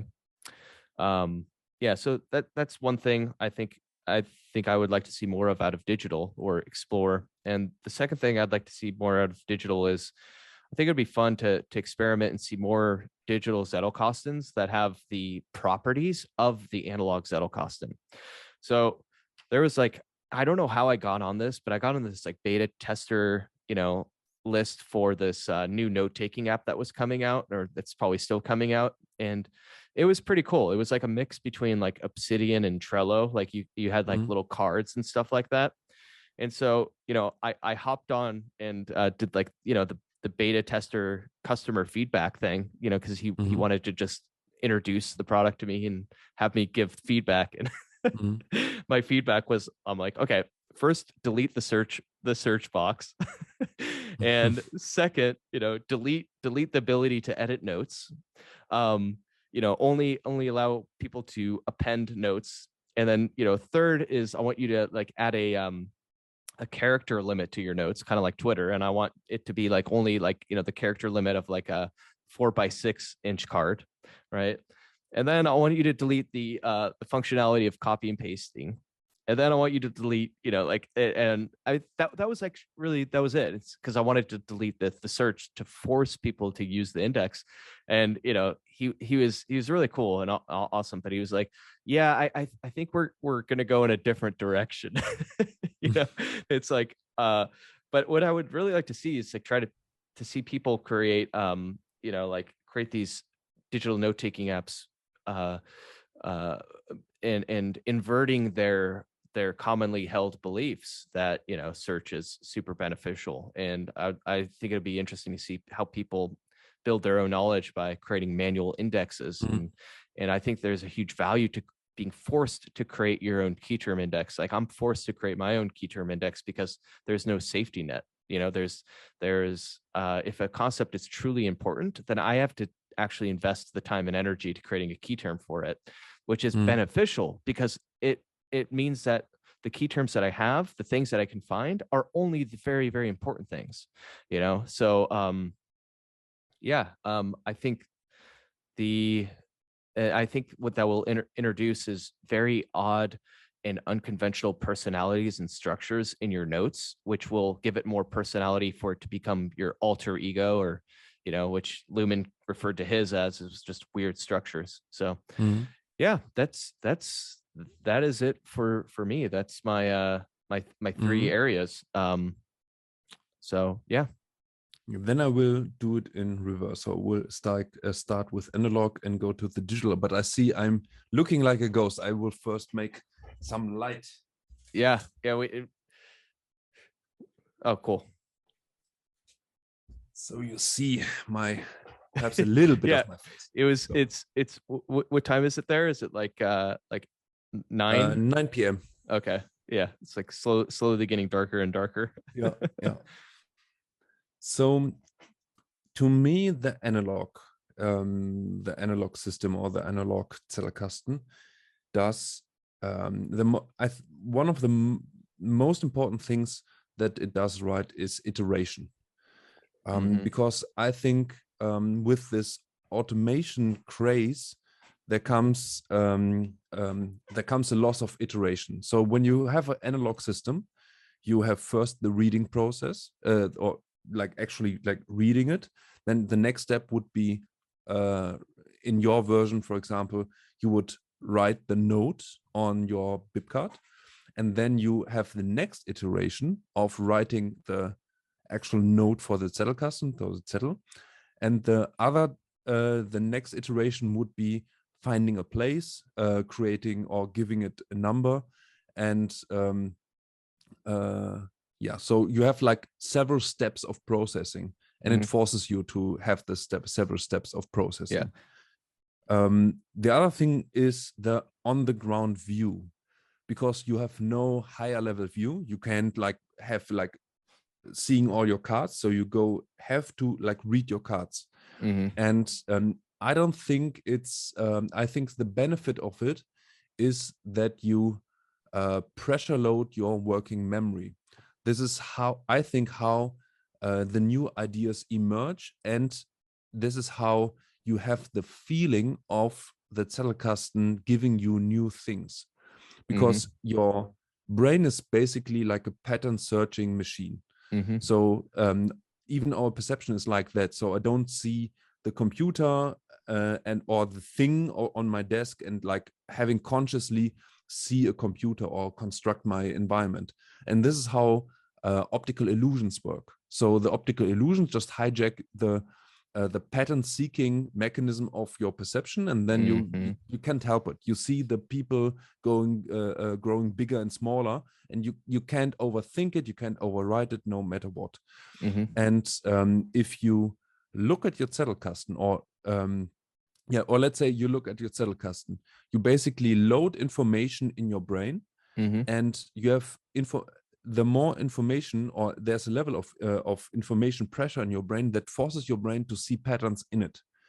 And it feels like your Zettelkasten will give you something. And it feels, this is how the Zettelkasten feels alive. It's like it's pressure loading you, and then something happens and you see a pattern. And you have the feeling that Zettelkasten is being a communication partner, like giving you a new idea, but it's more like perhaps one could call it like similar to the optical illusion. It plays on the working of your mind. And this is also a reason why the analog Zettelkasten benefits, because it is basically just cards and text. So it's minimum distraction. The opposite would be something like a word editor or something like that. Then you have all the things, all the buttons and all the other things that are additional things that you hold in your brain, in your in your working memory, but it's not useful information. So it's basically you reduce the amount of information you have that your brain tries or can make useful patterns for you. So this is how I think a distractive environment, especially in distracting software, decreases your ability to have new ideas.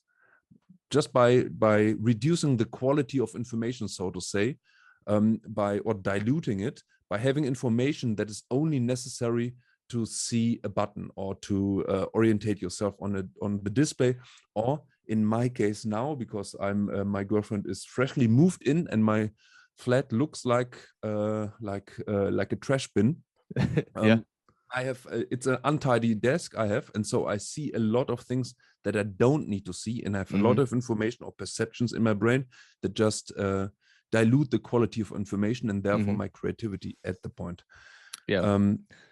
With analog, it's kind of what you're saying is it's just the note card with and a lot of the times it's not, you know how like in digital there's, especially like Obsidian, you first have to click into the title, right? And like there's no even title, it's just your actual thought, you know, you're not trying to compress the thought into a title. But yeah, you're saying it's just like in analog, you're presented with just, you know, a lot of thoughts, and then you can flip through a lot of the thoughts back to back, creating kind of reverberation in your mind to try to spot patterns and like hold that information in your mind to see more patterns and stuff like that. Yeah. And I think what the analog does right is also it removes yourself at least for a little bit from the screen. And this is kind of the modern, I call it the disease of modernity, and part of it is like looking at screen all the time. And it's quite unhealthy. Even the act of looking at the screen itself is unhealthy. Not to say what is on the screen, so with all the social media and so on and so forth, and it's like actually very beneficial. And whenever I think digital is more efficient, and because of that I use digital. But if we have some users, for example, they are just retired engineers or something like that, and I can't remember who it was, but one asked me, is it okay when I go analog? I don't know, I think it's inefficient, but I just enjoy analog more. And I said, no, it's actually less effective to go digital because you do it for joy.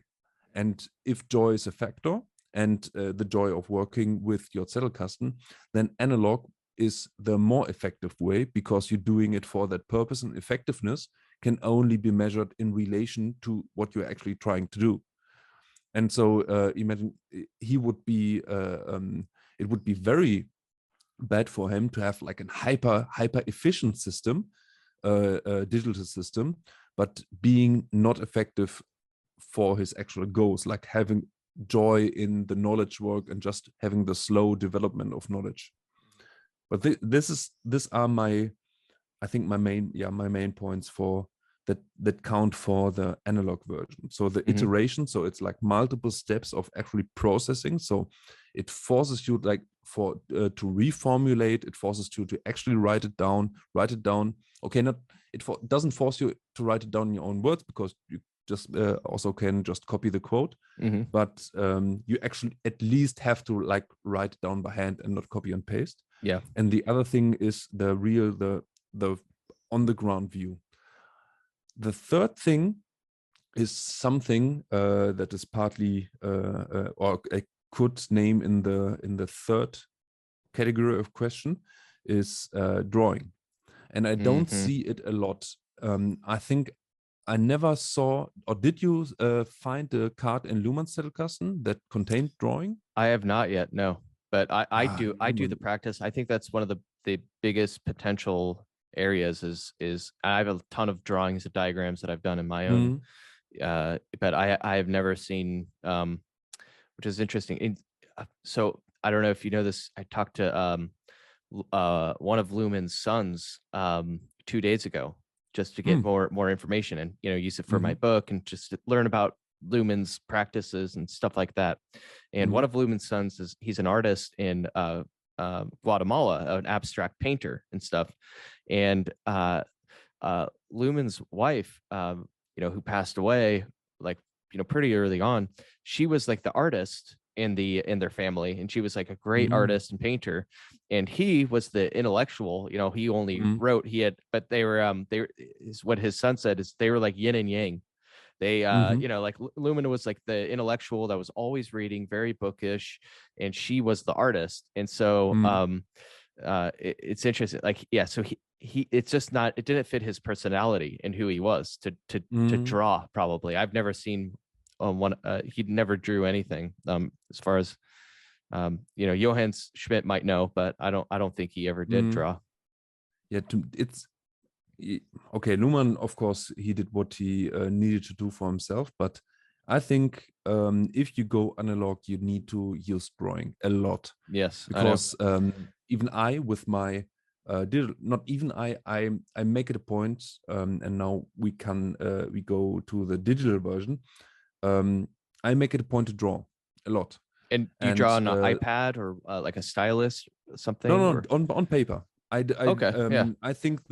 I think drawing on an iPad or digital is like not majoring in the minor, but it's like, to me it's bizarre, because the benefit and the joy of drawing is like not staring at your screen and doing something in the real world. And because of that, we have the image capturing function in the archive. So it's basically like a link from your desk or from your paper into the archive. So what I do a lot is when I think about something, I make a picture or make a diagram or something like that, and like have many iterations of the diagram. So I move the items around, I reverse the arrows, or make like a set of pictures or something like that, and I just have the similar thing that the analog version forces you. I make a lot of iterations, and when I'm satisfied, I just hold my my picture into the camera and make and capture directly in the archive. Nice. And then what I do is I number the items in the picture on the drawing, and then I can just refer to each of the item within my archive digitally, and then I can remark upon it and reflect upon it. Yeah, exactly. And this is one benefit of the digital. It's it can absorb the analog, or the many of what I see are the main benefits of the analog. So I do a lot of pre-processing, or when it's needed, a lot of pre-processing on paper, because it pulls me away from the screen. It's always available. So when I'm in the woods with my dog, then it's easier to have like a notebook with me, instead of I don't know why people are so obsessed with smartphone integration and mobile thingies. Because I don't even own a smartphone, because I really detest smartphones. Yeah. But I've been through one of those phases, and now I'm back to smartphone. But back to smartphone. Yeah. Oh, what drove you back to the abyss? I have it always in do not disturb mode. So people can't reach me. It's only my fiance can reach me, right? But I also have it like sitting way over there. But really it's like maps and navigation, I would say, primarily. And Yeah, that's really it, honestly. Like, and I looked 10 years ago, I did like an experiment where I only had like a flip phone, Mm, and the thing that I just really missed was like the maps and navigation stuff. Yeah. mm, How do you how do you handle that aspect if you're like travel, especially because when I'm traveling and stuff and have to mm. find stuff on the fly. Um, but yeah, how do The you old way. I ask. really? Okay. That seems fun. Yeah. It's basically the same what you are trying or what you're promoting with the analog version. So what you are in, or not exactly what I think you are. If you're going digital with your navigation, you lose the ability to actually navigate. Mm-hmm. My personal navigation is like really, it's fuzzy search. So when I'm more of a person, I first just do it and then learn during the process of doing, and willing to make many mistakes early on. Mm-hmm. So when I in my hometown, when I go somewhere, I look at the map, I see the outline, and then I just go by feel. Sometimes I don't even I'm not even attentive to the environment, and just go in the direction, and somehow I end up in the right place. So you use And your when I'm own your own brain, intuition, staying a lot more yeah. present, and yeah, that's interesting. That's kind of it's funny, it's because that kind of mirrors what the process of what it's like, you know, finding information in an analog Zettelkasten Mm, mm, is you know, you run into a dead end, and then you're forced to ask yourself, okay, what else could this item that I'm searching for be related to, you know, or mm, how else can I find it? And then you're it's kind of shocking how, you know, you're able to find stuff. Like I've you know, probably searched like, I don't know, like thousands of times, right, for something, and I can only remember one or two instances where I haven't been able to find something in mm, within like, you know, five or 10 minutes, let's say, at mm, max. And then in that case, I'll put it down as a key term so that when I stumble upon it next, I'll be able to like spot it and then can mm, link them both together. And you know, I end up finding it like a day later, very shortly after. But mm. yeah, it's I Yeah, yeah, I'm kind it's of basic. motivated to try an analog, or try to a smartphone free living environment. Yeah, I just buy like a physical map, and then like do it the old way, like folding it open and hating my life because I don't know how to fold it back, and Hmm. just rage quit and just and make a miss and something. It's it's to me, if you are somewhere and like traveling, the whole point of traveling is not being efficient unless you have like a business travel or something Yeah, like that. yeah, yeah. But if you travel into another city, it's not important that you find what you are searching for like efficiently. Hmm. It's if you get there in a reasonable amount of time, half an hour more or less is not it's not that important, and it brings you to the actual point of what you are traveling. It's like this being in another world. So, But on the flip side, I don't travel at all. It's like very, mhm. very rarely. I'm like very, very not sedentary, but very local. I don't. Yeah, I yeah, just yeah, ride all the yeah, time, yeah. train, go with my dog, and that's all. Yeah, I just have a few. I'm in the same way. I like to.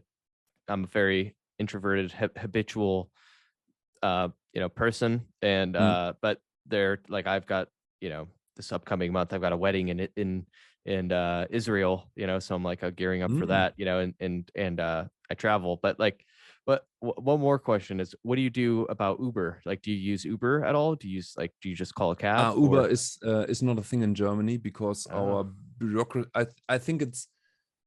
I think Uber couldn't is not legal because uh, um, it's it, a translation would be uh, pre- pretend self-employment or something like that. So if you okay, have just one employer but are officially self-employed, the employer is forced to pay for benefits? some insurance for you or something like that, and Mm-hmm. therefore Uber couldn't work properly here.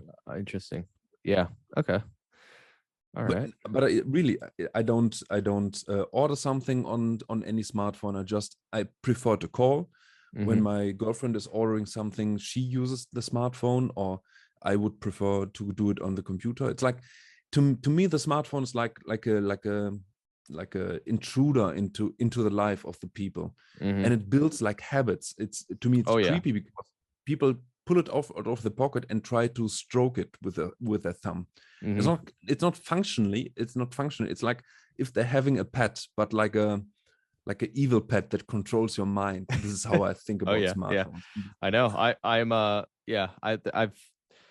I'm better than a lot of people, like I've deleted social media and all that stuff, besides Twitter, but Twitter, and I check like YouTube comments and all of that stuff. And but yeah, it grips you, like these apps are designed to be like dopamine inducing habit creating machines. So yeah, that's interesting. Sorry to interrupt. We went down that rabbit hole. Yeah. So digital can absorb much of the benefits of analog just via, I think the main benefits are iteration, and like I said, and this can be done in combination with the digital version. So the last step would be just actually integrate the node into the Zettelkasten, but the pre-processing can be done on paper. And to me, it depends on the topic. So sometimes I do a lot of pre-processing, and a lot of time nowadays I don't do any pre-processing. So I just read the book, just have a dot where something interesting pops up, and then I have the book more or less like a thread that orientates me on the topic that I want to think about and that I want to process it. And most of the time, I'm not even processing what is in the book, but what is in the reference from the book. So it's like I'm just going from reference to reference, because I I always read the primary reference. So sometimes it's like I need to go 2 steps into the referencing, because some authors are very indirect with their referencing and reference through other sources, and then I need to trail or track the information down to its original source. Interesting. So yeah, and that's like a best practice that I've heard is, so for instance, if I read a book that quotes, some other source, is you're saying that that oftentimes when you go to the source, that source really got it from another source, and then you have to chase down the other source and to get to the primary source of where that quote or where that idea was said, because you can't just rely on the secondary source, that because there's context from wherein that original sourced quote came from. It's just hearsay. Yeah. That you're processing if you don't go to the primary source. Yeah, that's interesting. It's kind of similar, like everybody knows, like it's in gossip. Like the 3rd or 4th step of transmitting the gossip is like changing the message so much, and causing, of course, in the world of gossip, so much problems that if you hear something about somebody from someone else, you are it's more or less guaranteed that it's not correct. And like it's 50% misunderstanding, 40% like twisting, and 10% is only truth. And it's very similar it's very similar in writing. And my experience was basically, I think it was 2010, I think it was, when I processed The Perfect Health Diet by the Jaminis. And then I made it a point, and I processed every footnote, and it was like 600 of them. I don't know how long I processed the book. It's like for months I processed the book. And then I saw, like, I was very surprised, because it was like a cornerstone book for my work back then. And the book itself, the content itself is really, really good for a nutrition book. But how they cited the sources and how they selected the sources was, let's say, very creative, and very creative towards their goal of making their arguments. It's very interpretive, right? Yeah. So, but the next thing is actually the opposite of analog. So what I am doing, the optimum in processing for me is when I'm not slowed down at all by the fact that I'm processing. So I'm kind of I don't know, I think I'm fast for the ordinary people or ordinary person, but I'm mediocre for like a good typer. So I think I average around 90 words per minute or something like that, like 500 keystrokes. And sometimes or often it's too slow for me. So I'm not annoyed, but I feel that I need to type a lot faster to just make my thinking happen. But often I find myself in a place where I just have the feeling that I think, but and my fingers just moving along my thinking, and then the notes and the links in my Zettelkasten just, it's like I think of it like falling rain. So I am the cloud and I'm just making my thing and making it rain, and the notes just happen to fall where they fall and the links fall where they fall. And this is to me the benefit of the digital. If you are really in the zone of processing, then you can, at least I can just think and everything happens like seemingly for itself. And sometimes, of course, it's bad because it can be a temptation to into bad thinking habits.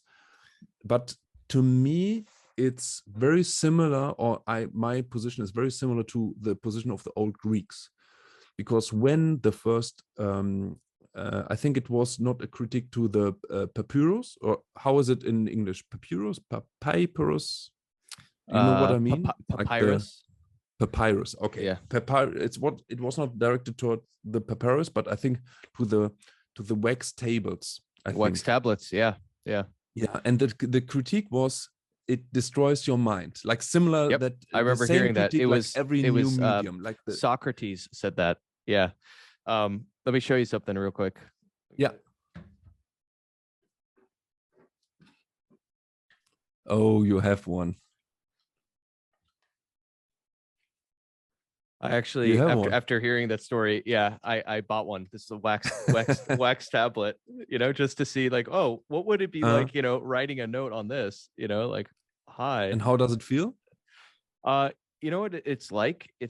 I just really like hi. It's more like, and then this is like the back of them it's like erasers, so you're writing over it. What it feels more like is like a whiteboard, because you have to like, erase what you've created. So it's like your ancient version of a whiteboard, right? Because because I'm like reading about this, I'm like, like wax tablet, like I have no conception, because a lot of it's really interesting how the mediums, right, of different tools, even like, typewriters, the old typewriters. I have an old typewriter that Hemingway, like the style that Hemingway used to use. And the way you type on a typewriter makes you a lot more terse in your writing. And my theory is that because Hemingway never wrote by hand, right? He wrote by typewriting. And I think it affected his style. He has very like terse and very poignant style. And if he wrote 10 fingers or Peck and Hand? I think he actually wrote, yeah, like what you're saying, this way. Because I've seen like pictures of him and he's like staring down, and you think differently when you're doing that, like your thoughts slow down. And then with the typing that you're describing, you're kind of, it's almost like you've almost hooked it up to your brain. Like it's a lot faster. Like it's stream of consciousness comes out a lot faster with, but yeah. So you can I know what your story you're talking about. It was Socrates was basically condemning, I think, Plato or something for using the wax tablets, because, and this happened later on with Francis Bacon too, and they were accused of letting their mind go on vacation, and because they would offload and externalize their thoughts. But yeah, I'm aware of that, and it's like, yeah, the criticism I get sometimes is like, they see me as some Luddite, some Amish person that's saying like, technology is bad or digital is bad, and they're like, well, why even write by hand? Why don't we write on stone tablets? People say to me sometimes, or Yeah. wax tablets, but yeah, But I think there's a trade-off in different mediums and stuff like that, and for I don't want to, for me it's like, I don't think you can go down as many rabbit holes as you can when you write by hand. Digital, you can just hook it up to your mind and have it just kind of like what you're describing, drop, I don't know, like a cloud dropping a ton of ideas, like a stream. Yeah, exactly. And yeah, the thing is, what you said earlier, that I disciplined myself to adhere to thinking structures or something like that. You said with the thinking pyramid, is that, to me, this is it's not necessary, but I think it should be like foundational education, like this thinking techniques that you employ. And I think it's basic stuff. It's basic stuff to learn how to draw a model, or to model something, to transform like a written text into a picture. It's about learning the memory palace, even though I'm not a big fan of the memory palace because of the arbitrary connections that I think are not necessary if you make meaningful connections. And or in a more concise way, I think understanding makes training recall obsolete, because what you understood is remembered. And understanding is not like, it's not like 0 and 1, so it's not binary, because you can understand. It's like on a scale. The more associations you make, the more applications you make, and the more lateral you think, the more you understand the thing. Well, and itself. it's a function of time too. I think it sounds to me you spend a lot of time processing, your notes and thinking through them.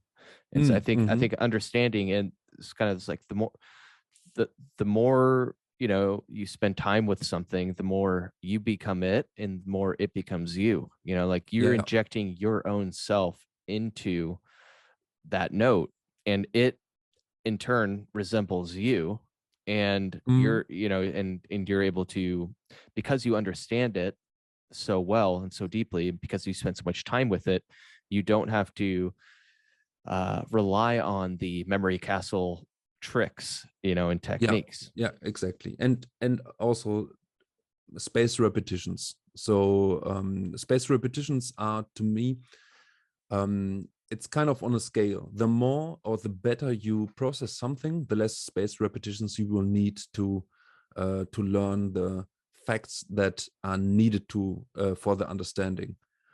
And this would be my counter argument to the issue of not being slowed down enough by the digital. I think if you need to, or it's you need to train your mind enough to do good thinking, and then the typing or the processing or the digital processing can happen like disciplined enough, so knowledge can actually happen, instead of you are just typing and regurgitating or processing very superficially, and then having to be slowed down by or not by the analog version, but to have like any break on your mind. And of course it's relative. So for some things I need to slow myself down, and then I use the drawing, the many iterations, and things like that. But I think that's, you see, I think it's quite a pattern. It's quite a simple pattern with the analog and digital. So at least how we use it, or how we argue. So the analog like forces you to do some things and just brings your mind down. And it's like what are the springs called with that you control horses? Reins. The reins, yes. The digital Zettelkasten is like loose reins. Yes. And it's basically, yeah, like that. You could that would be a good metaphor. So the analog version is like having like really control on the reins. But of course, the more control you have, the slower you are. And if you just let the reins loose, of course, the horses can go left and right and do whatever. Okay, I don't know anything about horses other than like behavioral stuff and from the past. So please don't give me hate mails that horses are actually not going wild or something like that. So you let the reins loose, and then what you need to do is being able to do something like shouting commands or having something that the horses go in the direction. So otherwise you will go like in any kind of direction, or also having bad habits. So if you are tempted to just copy and paste, then of course it's the analog version just forces you to slow down because you have to write it, and the digital version it even needs like a habit. So it's not like the digital version just can force you to do anything about copying, but it's like a habit or a rule that you set yourself, that it's voluntary. Formulated. Yeah, it's a voluntary rule. Yeah. With analog, it's involuntary. You have to involuntarily, write in your own handwriting. It's you don't have any other option. You're choosing to not copy and paste. Yeah, exactly. And I think perhaps the main thing for the digital version is you have to be very interested in the thing itself. To me, sometimes when I see people using the Zettelkasten, I don't have sometimes I have the feeling that many people are just attracted to the power of the tool, but they lack a bit of a good goal for actually using the tool. Yes.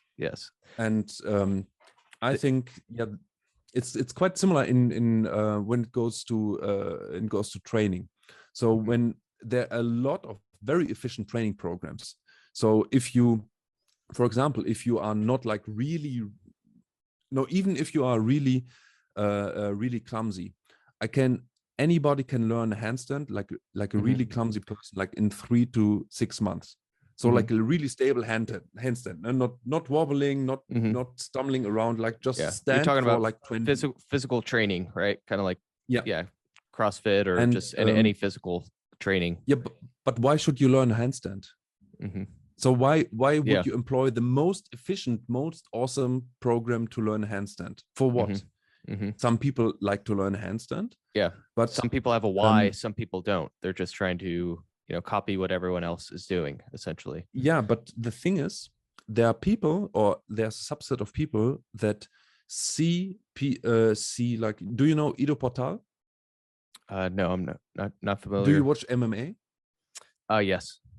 He was the teacher of or the movement teacher of Conor McGregor. I think that's what made him back. Or how Nick Diaz called it, the dog in the park with the touch butt. So it's kind of he's like a hyper generalist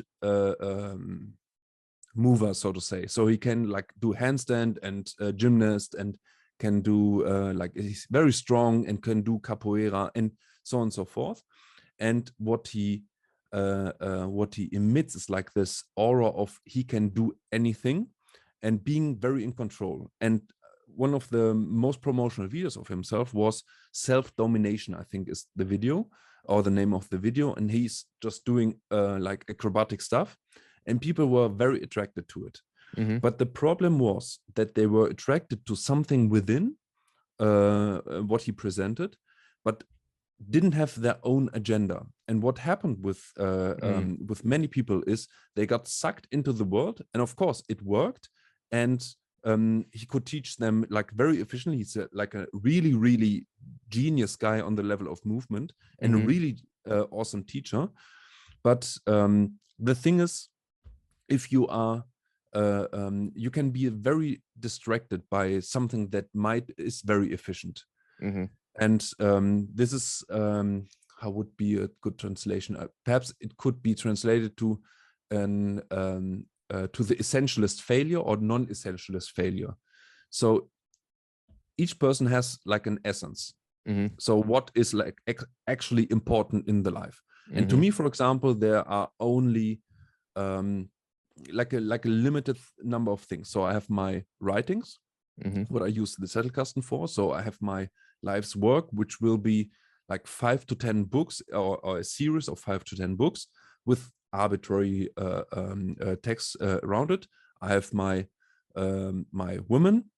I have my dog. Okay, my family like counts to my woman, but that's all. So, for example, that is the reason why I don't travel, because I don't need to see Rome. It doesn't help me to be. It's not part of your why. It's not part of your purpose. Exactly. And, and what you're just describing is like your areas of life. And I think how I describe my areas of life, I call it my soul, mind, body, and heart. And like you've just described your relationships and and all of that. And yeah, so I think what you're saying is a lot of people just get attracted to the tool itself without actually having a why for why they're using it. Don't you worry. I was coming back to the Zettelkasten already. So it's like the Zettelkasten, being digital or analog, is a really powerful tool. And if you use the thinking tools that could be embedded into the overall architecture, it's even more power. It's more powerful. And I tend to get a bit preachy when I think about this aspect of the Zettelkasten method, because to me it's similar to like seeing a homeless drug addicted person. So imagine a homeless drug addicted person who's just happy with having his drugs and having like a bridge so he doesn't get wet when it rains. And it's kind of a gut feeling that he shouldn't be happy with this because he can be so much more. So the unfulfilled potential is, or I think it's a human constant that when we see unfulfilled potential, we don't like it because somehow it's just hardwired in the brain. This is my assumption, at least. And when I see what could be accomplished by using thinking tools within a Zettelkasten architecture, to me, it's like when people say, yeah, but I really just want to have my Zettelkasten like a super awesome storage mechanism. Then I see, okay, I see your point, and I'm kind of like a libertarian person, so do what you have to do, and I don't want to intrude. But it's my gut feeling that makes me preachy then, because I see, okay, you can do it like this, but why be satisfied with like 5% of the potential when you can have like 90%? Yeah. But the thing is, what should be added to it is like having actually something that you use it for. And I think this is something that it's not like, it hinders the learning process, because people try or often try to learn the tool without applying it. Applying it to an actual project or creative output and creative work. Yeah. And then it's like it feels empty, because the Zettelkasten method in itself is so simple that if you could teach it like in 10 minutes or something like that, or some intricacies. So when do the colon in the numbering system of the analog system, or a little bit explanation of why the timestamp instructional or something. Okay, then it takes a little bit longer. But the magic only unfolds itself when you actually have your nodes fully developed, or the knowledge fully developed. It only unfolds itself when when it has life. So the Zettelkasten, one could say, is basically your metabolism, or the metabolism of your knowledge system. It provides the muscles and the hormones and all this stuff. But the actual soul and your mind needs to inject it in it. And this happens by your passion, your goal, your whatever, but it there needs to be something to it. And if you lack it, you can just basically, it's like a Frankenstein monster. It kind of moves like a zombie and it works, but it's lifeless, and you will not be satisfied. Especially when you see people who have the complete thing, and then it basically works. I think this is this is the appeal of you with the internet, because people see the magic of a living Zettelkasten. But I just asked the question. So do you have people with this issue, like just wanting to learn the system and like yes. So what how I kind of describe it is there's two states of mind, and we kind of we can move in a even in a given day, we can like, you know, go through each of these states. And I call the state is we have the growth state, where we're viewing the Zettelkasten and reading stuff for our own personal growth. And then there's the contribution state. The contribution state is I'm reading material, reading books, and then creating, you know, I call main notes, you know, like creating main notes, right? In order to create a project that contributes, you know, in order to create a book that contributes to society, or like contributes and teaches someone something, right? And I think, you know, so one of the things that that you touched upon, and that I've seen, and especially I think it's like within like Obsidian and those videos, YouTube videos, is, and especially people, this is why I'm like not a big fan of digital gardens so much, is people see their notes as their creative output instead of the means to create creative output. You know, your notes are not the end, they are the means, you know, is my another way of saying it. And it's a paradox, because it's not as simple as that, because, you know, Luhmann started his second Zettelkasten with a very clear goal in mind, right? It was the theory of society, you know, a theory of everything for society in a 30-year time span. So for 30 years, and I think he actually spent over 30 years doing it, he saw his purpose and his reading material, you know, through the goal and the lens of contributing to his why, his project, his creative output. So the way in which he approached his Zettelkasten was in the contribution mode. It was not necessarily in the mode that, oh, I found this, you know, I think Maps of Meaning by Jordan Peterson is just a very interesting book that I want to, you know, learn and grow from personally. No, like he would read that book in order to select and extract material in order to contribute to his overall why, his overall end project, which is the contribution goal. And I see that as well. However, the reason it's not as simple is, like, a year ago when I was like really building out, you know, my anti-net Zettelkasten, I was, you know, in the state of mind I was in.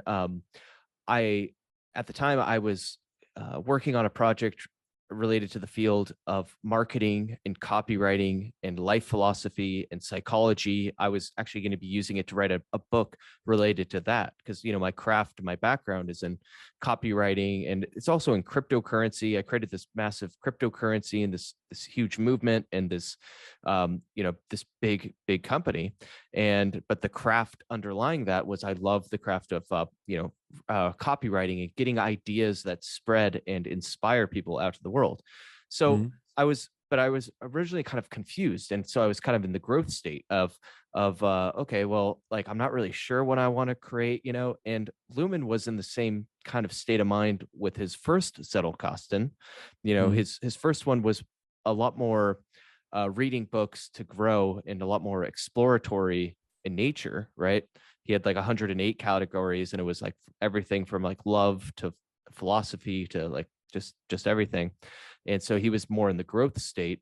But over time, the goal I think that everyone it should be for everyone is to, you know, use it. Initially, you might be in the growth state of you're not really sure why you're using the tool, but try to get to the contribution state. Try to use it for an active project or book, you know. And when I made the switch, and this was in like June or July of last year, because I was like still in the mode of trying to create something for like a book related to copywriting, marketing, philosophy, psychology. But then I made the switch because I'm like, oh my God, like the analog version of the Zettelkasten is so powerful, yet it's not explained or touched upon anywhere. Like no one explains it aside from Sankey Arons in his book has like, you know, a paragraph explanation for it. It's very, very basic. And, you know, so I made the switch and decision. I was like, you know what, like I don't, this market, and I'm sure, you know, is like the note-taking market is very like niche, you know, it's not like a finance or investment market or the cryptocurrency market where there's just a ton of money flowing into it. But I'm like, I just feel called, and I made a decision right then and there that I'm going to focus on writing and creating a book or some creative work that talks about the analog version. And when I did that is when really the you know, the Zettelkasten really took off for me. And that's when I really saw the true power, is when I had a why behind it, you know? And yeah, I'm dealing with that and facing that with a lot of people that I've been doing these one-on-one coaching sessions, and I've been publishing it on my YouTube channel. And this is one of the top things that I talk about with people. I'm like, okay, I'm like, before we get into all the technicalities of, you know, how to set up your own anti-net Zettelkasten, right? Which is, you know, you need a bibliography section, you need your index section, and you need the main box section, right? Most people have no problem at all creating bibliography notes from reading. You know, they have, where they run into the issue is in transitioning to creating main notes and then numbering them. They all have a big fear that they don't want to do it wrong, you know, and it prevents them from doing anything. But even above that, I'm like, wait, let's take a step back. What is your goal? Like, what are you? And a lot of people, I don't fault them for not having a project, you know, in the contribution state that they actively want to work on, because I didn't in the very beginning, you know, and I don't think Luhmann necessarily did either. I think he might have, but for him, it was like his passion, his fun. But I think people get stuck only in the growth state, and their notes suffer as a result. You know, they just have like a bunch of unprocessed stuff, you know, that they're like, yeah, but yeah, that is what I observe is, yeah. So. Yeah. Yeah, it kind of mirrors what I'm telling a lot. So that if you try, if you use it or try to learn it, the Zettelkasten method, at least pretend that you have a project. It's way easier. It's way easier to process anything if you have like even a fake project. So and some to me, because I'm digital, it's like I think I'm officially writing like 70 books now, like at the same time, because it's basically just when I create a note, I ask myself, okay, where can I use it, and then have these connections make it. These connections are filtered through the relevance to the project, and these connections actually make up a lot of other notes. So I process the connections then itself, and this is like when I get starting in this not free association, but this yes, it's not like even stream of consciousness. I think I'm having a hard time to have this word, because it's like it's more, or to me mentally, it's like I have a bubble in the air, and then I just attach other bubbles, like an organic growth thing. Yeah, but it's always it's evolved. It's very similar to it's very similar how I view what Jordan Peterson explained what he does, and very similar also to the numbering system of the analog. Because you're just Zettelkasten. evolving ideas behind it, Yeah, essentially. it's basically it's like an organic growth. I think the metaphor of the tree is quite fitting there, because the tree also grows or is guided by the stressors. So you have the gravity, so the tree always grows in the opposite direction of the gravity. But then you have the wind and the sun and the deer that gnaws on the bark and something like that. And this gives this tree its actual structure. And quite similar is the analog system. So all the stressors you have, like your difficulties at the moment, perhaps you have distracting thoughts at the moment, and so you decide to branch in this way and not in that way, and so on and so forth. And this gives your analog system its actual outline, and this gives my, like, so to say, my organic structure that I'm thinking about, its outline. But yeah, I think, yeah, it might be me personally, because I think I'm just a very enthusiastic person or have an enthusiastic temperament. So when I do something and I go into my Zettelkasten, it's like I just need to 10 to 20 minutes, and then I'm hyped at something. So when I'm think about those, perhaps I would rename, if I would process those two state of minds, I would perhaps rename it to orientation and seeking, or something like that.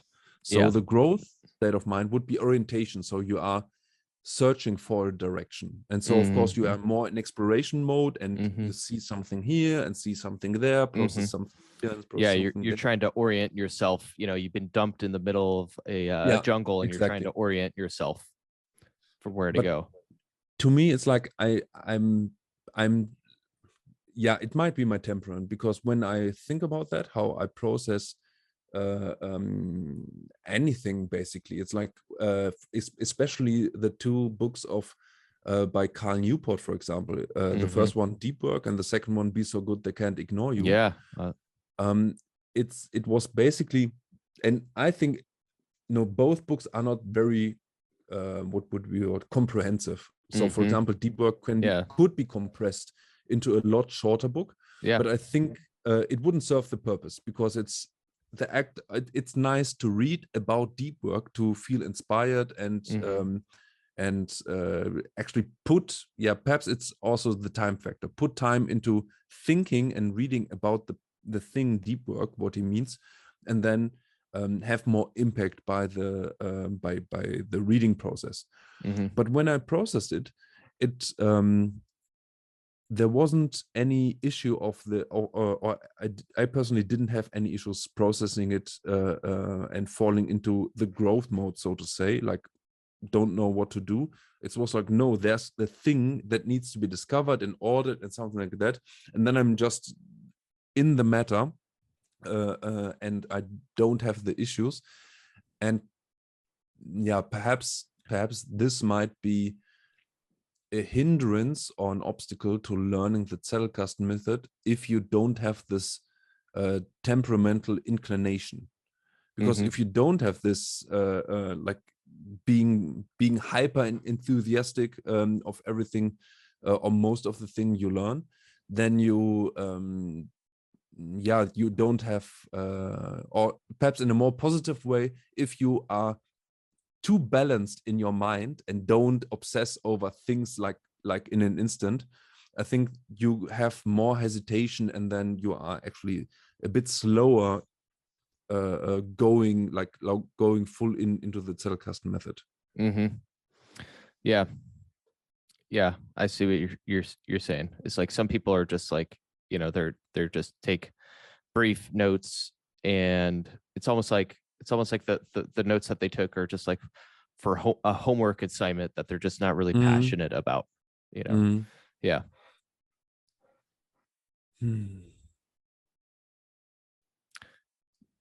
So yeah, where are we at? Yeah, I mean, did you get through all of your points on the? Yeah, I think the analog yeah, I think the last thing what I want to see more of the analog version, there was only this point drawing, because I think the analog version and the digital version is not so different from Mm-hmm. each other. It's Mm-hmm. the medium just creates different, not it's create it doesn't create different habits, but it's, to me it's a scale. So it's you have a scale where you are basically totally free. So I imagine, for example, the next step after digital would be something like how's it called? Is it not Starlink but Neuralink, or Oh what does yeah, Elon Musk? Neuralink. Yeah, Neuralink, yes. yeah. Next to Neuralink, and then perhaps if I am alive when Neuralink really happens, then perhaps I just plug myself in and then just levitate in the space and have the notes, everything there. Mm-hmm. Or I would go in the resistance mode and think, no, Neuralink is like the great new sin and it destroys your mind, and go into argumentation Socrates did with the wax tablets. But it would be more on the extreme scale of having no reins, and the analog version would be on the other extreme. Or can you think of a more extreme version of the analog system? Yeah, like like wax tablets or something like that. Yeah, but No, wouldn't be it just bigger then? Like having like 1,000 wax tablets would be like a room full of wax tablets. Yeah. Yeah, like if we kept tracing it back, I think the first sign, like, okay, so if we wanted to like create the scale right now, right? Like there's like Neuralink over here, Mm-hmm. maybe there's virtual reality over here, then there's Mm-hmm. like typing by keyboard over here, typing by keyboard, and then there's like typewriters over here, right? Mm-hmm. And then there would be writing by hand over here, and then there would be like maybe like writing on papyrus, or writing on biblical. I think biblical was, yeah, writing on papyrus, and then like scrolls, and then wax tablets, and then stone tablets, and then like it traces back to I think like cave paintings, like putting Yeah, that was hieroglyphics what I think. Cave paintings. on the wall, like So you I need think, for your Zettelkasten like a yeah. really complex cave system Yeah, where you yeah, actually have this path, and then you have to like yeah. dig your own tunnels for Yeah, your yeah, new notes. yeah.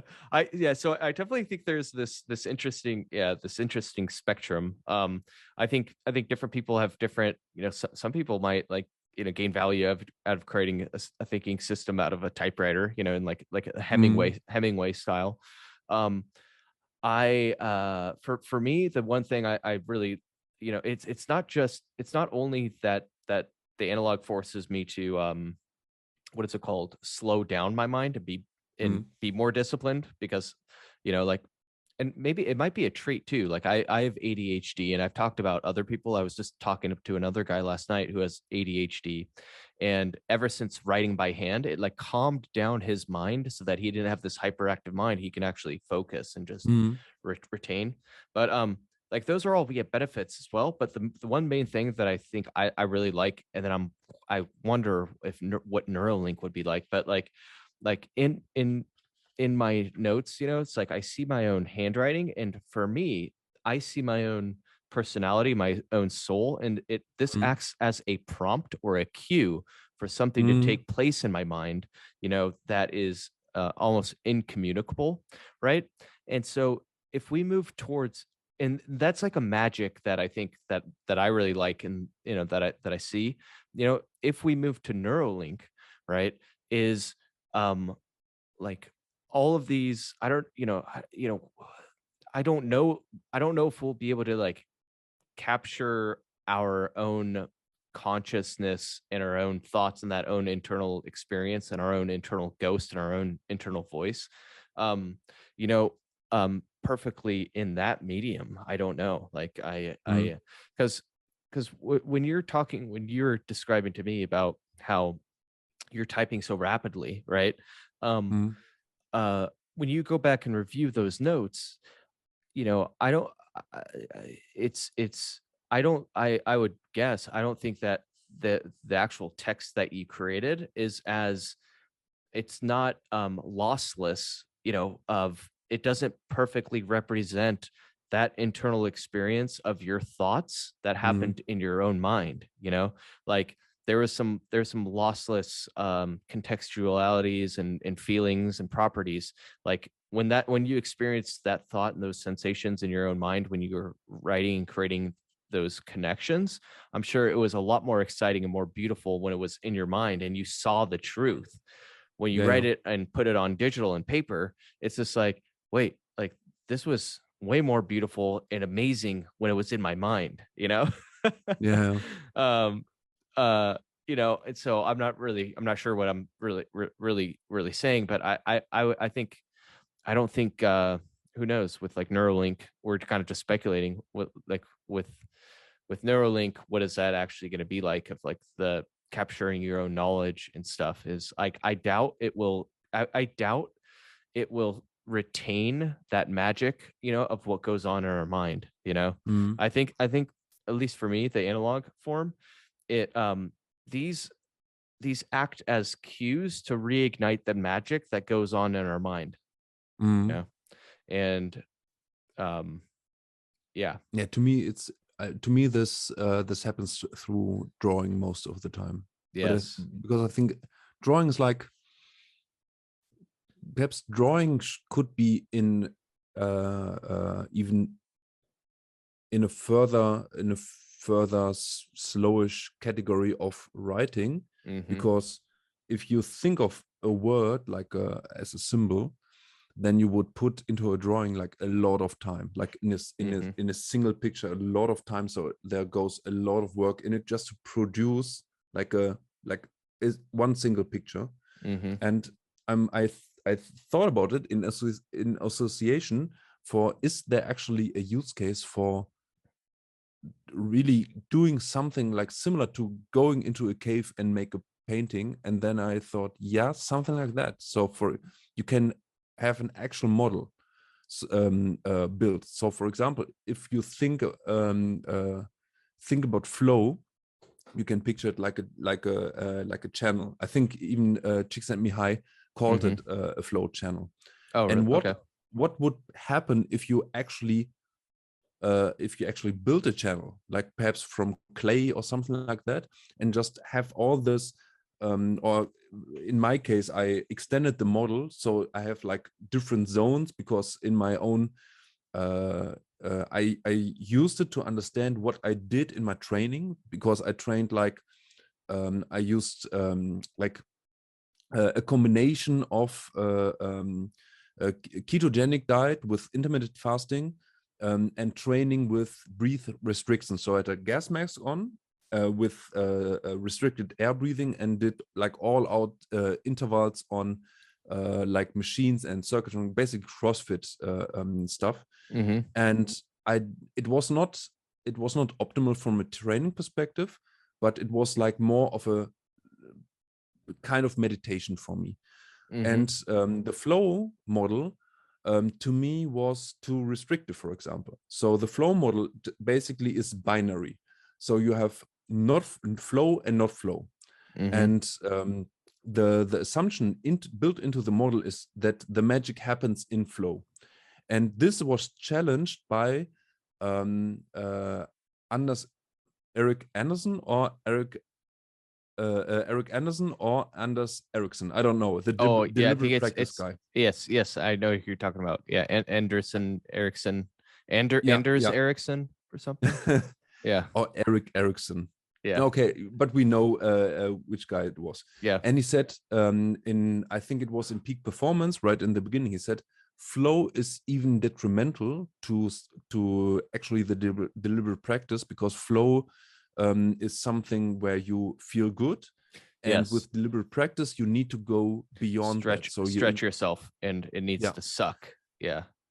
And this led me to ask the questions, because there's a similar model, you know, the concentric circle of comfort zone, learning zone, and panic zone. And my goal or my what I practiced was how or is it possible to learn something in the panic zone. So I trained like in intensities where I tasted blood, and I even had the feeling of shitting my pants because of the intensity and something like that.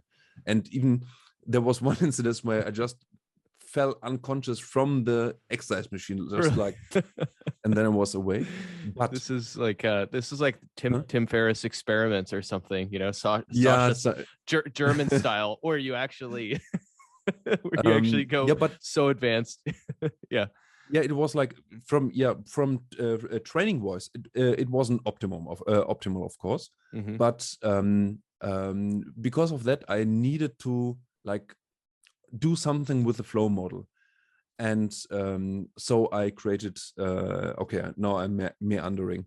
But I created different zones, like is there something like adaptive chaos opposed to like the full order that he's present or associating with the flow.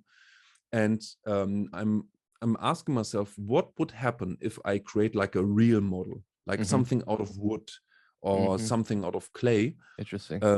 for my flow channel? Would I be able to understand something that I'm not able to understand now because I only drew it on paper? Mm-hmm. This would be the question. So it's kind of a leap of example, but I think there is something to that. You know, maybe if certain things model and represent certain things, it's like maybe you would approach it differently by like, you know, okay, like moving this part this way, connecting it this way, using physical. So that's a thing. That's the one of the main things to touch upon is I think especially today we are way too obsessed. People are way too they're betting way too much money and way too much resources and capital is bet on metaphysical reality instead of, and people are throwing physical reality under the bus, right? It's in physical reality is the most I think developed and evolved truth. Obviously metaphysical reality exists as well, and by this I mean, you know, metaphysical reality are things that are above meta, meaning the Greek word meta meaning above the physical realm, right? Like gravity is above the physical realm. We cannot see it, you know, like, but it exists and it is true. You know, math is above the physical realm, but as far as we know, it is true. At least, you know, like if humans didn't exist, math I think would still continue to exist, right? um you know, like uh, so it's like the physical realm in like meta and Facebook, right? And the metaverse, everyone's getting obsessed with the metaverse, and it's like people are throwing away the power of physical thinking tools.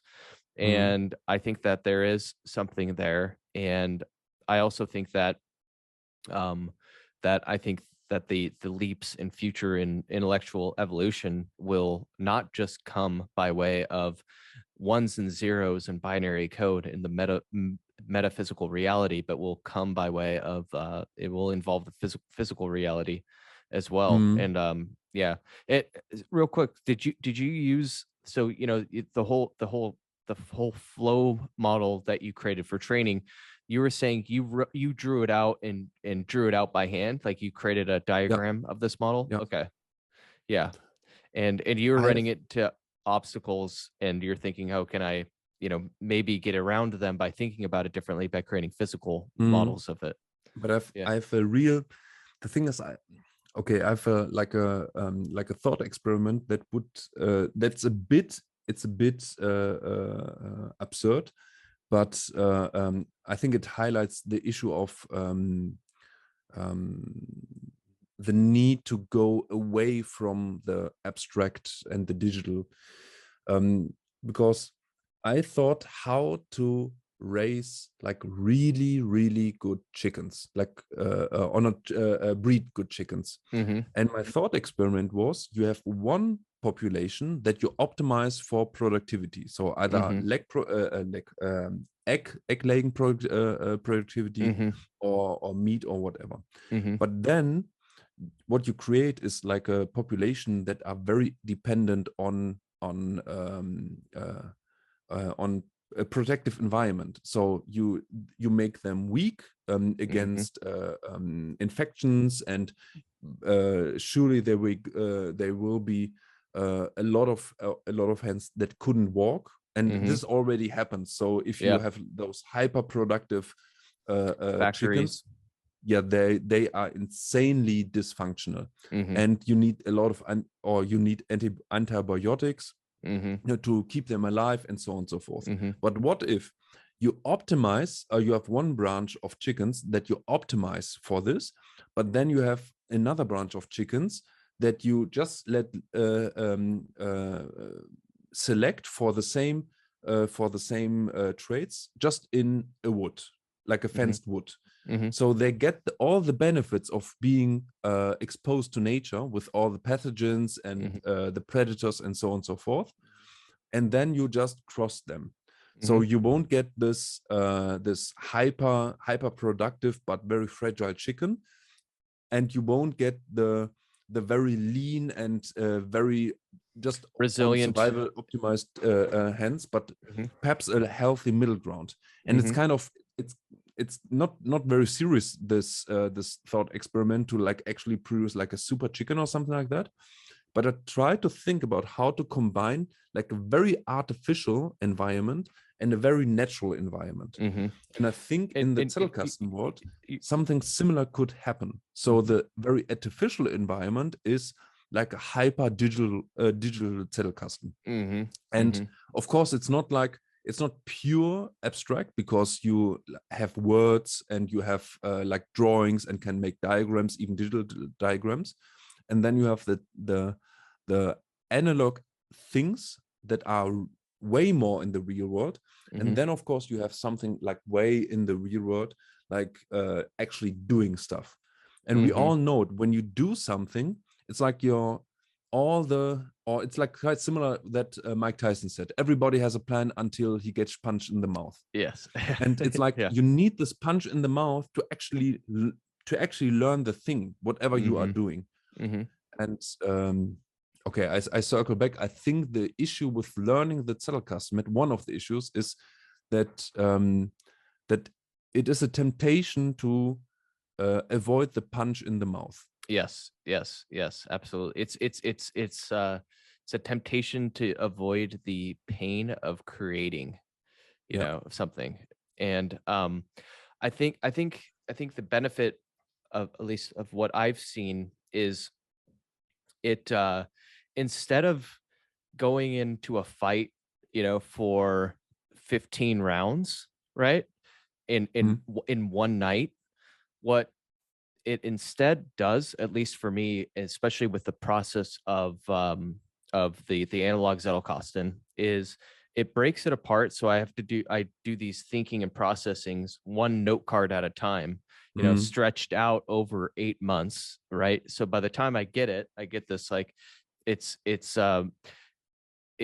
like, it's basically, instead of training, you know, and then going into and then writing a paper or manuscript, you know, and going into a ring one night for 15 rounds, you know, of like 5-minute rounds each or something. Instead of that, it's spending, instead of 8 months training, it's instead of that, it's spending about, you know, 1 minute a day for 8 months going into a fight. So, and then at the end of the 8 months, there is no 15-round fight. All you do is you combine all of the, you know, that 8 months of having, you know, a fight every single day, and then you put that on a desk, and then you write it out, and it's a lot easier. It's not a fight at that point. You're basically piecing it together, but you're not having to edit it. You're like putting in that. So it's like, I think that's the appeal, and that's what Luhmann's appeal was, is he didn't do a ton of reading and research and then sit down at the manuscript and try to piece it all together. It was all kind of already pieced together and linked together, because the analog Zettelkasten is one big chain linked thing, because every note, you know, it's like every note is linked to the next note, you know. So that's but yeah, that's I think it makes basically, yeah, everyone is avoiding the getting punched in the mouth, you know. And with you have to have the discipline, you know, in digital to go through to force yourself to go through the punch in the mouth, which is like the elaborate rehearsal, the elaborate processing. In the analog world, there's, you know, the whole thing is one micro series of being punched in the mouth, you know, of actually having to write by hand and elaborate in your own words. So there's, you know, I think maybe in the digital world, people can, you know, they can avoid the getting punched in the mouth factor, you know, by not fully processing, by maybe just writing down, and even if they don't copy and paste, people can just like write down a very basic definition of something, you know, in their own words, but they still haven't fully processed it, you know. They haven't elaborated on it, you know. And yeah, I'm asking myself if what I don't think I will have the time, but I'm asking myself what would happen if I write the book now, or have a one project Zettelkasten, an analog version of the Zettelkasten, and just using my digital Zettelkasten to inform my analog notes at most. Because I thought about, I'm at this beta testing phase for the second edition of the Zettelkasten book, and what I did wrong was that I like had the tendency to theory dump or have a theory dump on my reader. So because of my experience, that the bottleneck for many people is like the understanding of the nature itself. So many people, when they create notes, they don't, or for example, if you don't know what an argument really is, for the listeners, in arguments, I have a really simple working definition. Arguments is a structure that transports the truth of one set of statements to another statement. That's basically it. And of course, there are different kind of arguments, different forms, but it's basically a truth transport mechanism, an argument. So you have three items of an argument. You have the premises, you have the mechanism, and you have the conclusion. And if you don't have it down, you basically can't process an argument. What is the mechanism part? Can you the logical structure? Okay. So for example, the premise is like your basically like your statements, right? And what you are basing your truth on, and then the mechanism is what you're saying is the structure, or how you are presenting in what order. The logical form of the argument. Okay. So it very simple example is the modus ponens. So if I say all humans are mortal, Luhmann is mortal, so Luhmann is mortal. It's it's like a very simple argument. You have the true the first two statements that I assume to be true, so you can argue against that. So you could say, no, not all humans are mortal, because there is X and Y, and he never died. Or you can say Luhmann is not human, so you can have that, for example. But the logical form is A equals B, B equals C. No. I don't get the letters right. Wait. A, oh, I don't know how it's in English. It's like a and arrow to B. Yeah. So it's it's like associative. It's an associative in programming. It's like an associative assignment. They call it a logical assignment, or something points to something else. A to B, B to C. Yeah, okay, but I think the listeners understand what we mean. So it's A arrow B, A, so no, it's B, so A, so it's need to be reversed around. Okay, I think I messed it up because I'm growing a bit tired now. Yeah. But, yeah. uh, yeah, I'm getting to the point. So what I did wrong in the manuscript was I had a lot of background information. So I have like one tiny practical conclusion, but like a several pages long explanation and meandering to the conclusion. And the critique I got quite regularly from the beta readers was, why do I need to know it? So in one way or another, they all of said it. the theoretical knowledge, basically. And my gut instinct was, yeah, you need to know it, because, and then I got not into, wasn't defensive because I didn't felt attacked, but it was like I went into more like an argumentative mode and tried to convince the beta readers why they need to know it.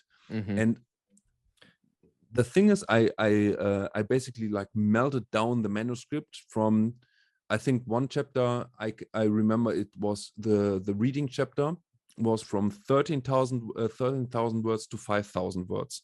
So it's like it melted down a lot because I accepted my issue was like with this theory dumping, and a lot of things were actually really not that important to the Zettelkasten method, and was able to like convey my points.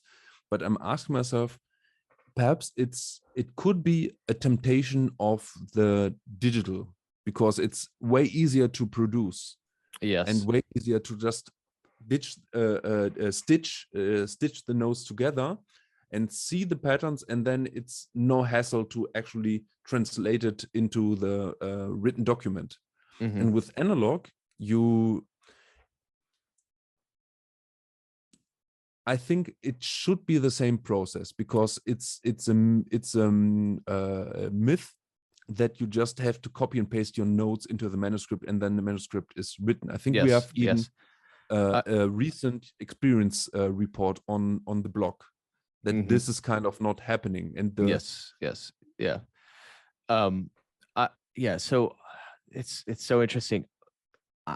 I don't think that is completely and utterly solved with analog, because I'm going through the process of writing my book right now, and that's one of the things I was, because mine is like, it's big. It's a big book, because it's, for some reason, I think the theory is it's really fun to write about, and it's really it's really important as well. But like, so I have so much content on the theory of communicating as a communication partner and communicating with your second mind, and the theory of surprises and accidents and all of that stuff. And because when I write like, let's say I rewrite this note, I'm starting with this as a cue, but when I'm writing it in digital, I'm elaborating on it. So this gets really long. Like, this will be like a page or two. This could be right here, because I'm explaining it. So it digital, like, analog is also very what is it called? It turns you into spitting out a ton of theory and text, and like, because Luhmann, for instance, right? Like his notes, spit out a ton of text, and it turns you into this almost like publication machine, and you're able to like, create a ton of text as well. So I don't think I I haven't gone through the beta reader process yet. I'm finishing up my first draft here, and that'll be done like in a month. I have gotten a lot of feedback from a first round of feedback from like a copy editor, and I put like my work out there and stuff like that. But I have a lot of pictures in my book, right? And so it's a little bit longer, because like a lot of these pages are like have pictures in it. But I'm looking at my working manuscript now has 167,000 words in it, which is a lot. And then when I put it in like, these PDF, it's like 670 pages. And I'm like, God, like, who is going to read an entire book on like note taking of like 670 pages of this thing? And I'm like, shit, because I'm going through the process of creating a book about the Zettelkasten using my Zettelkasten.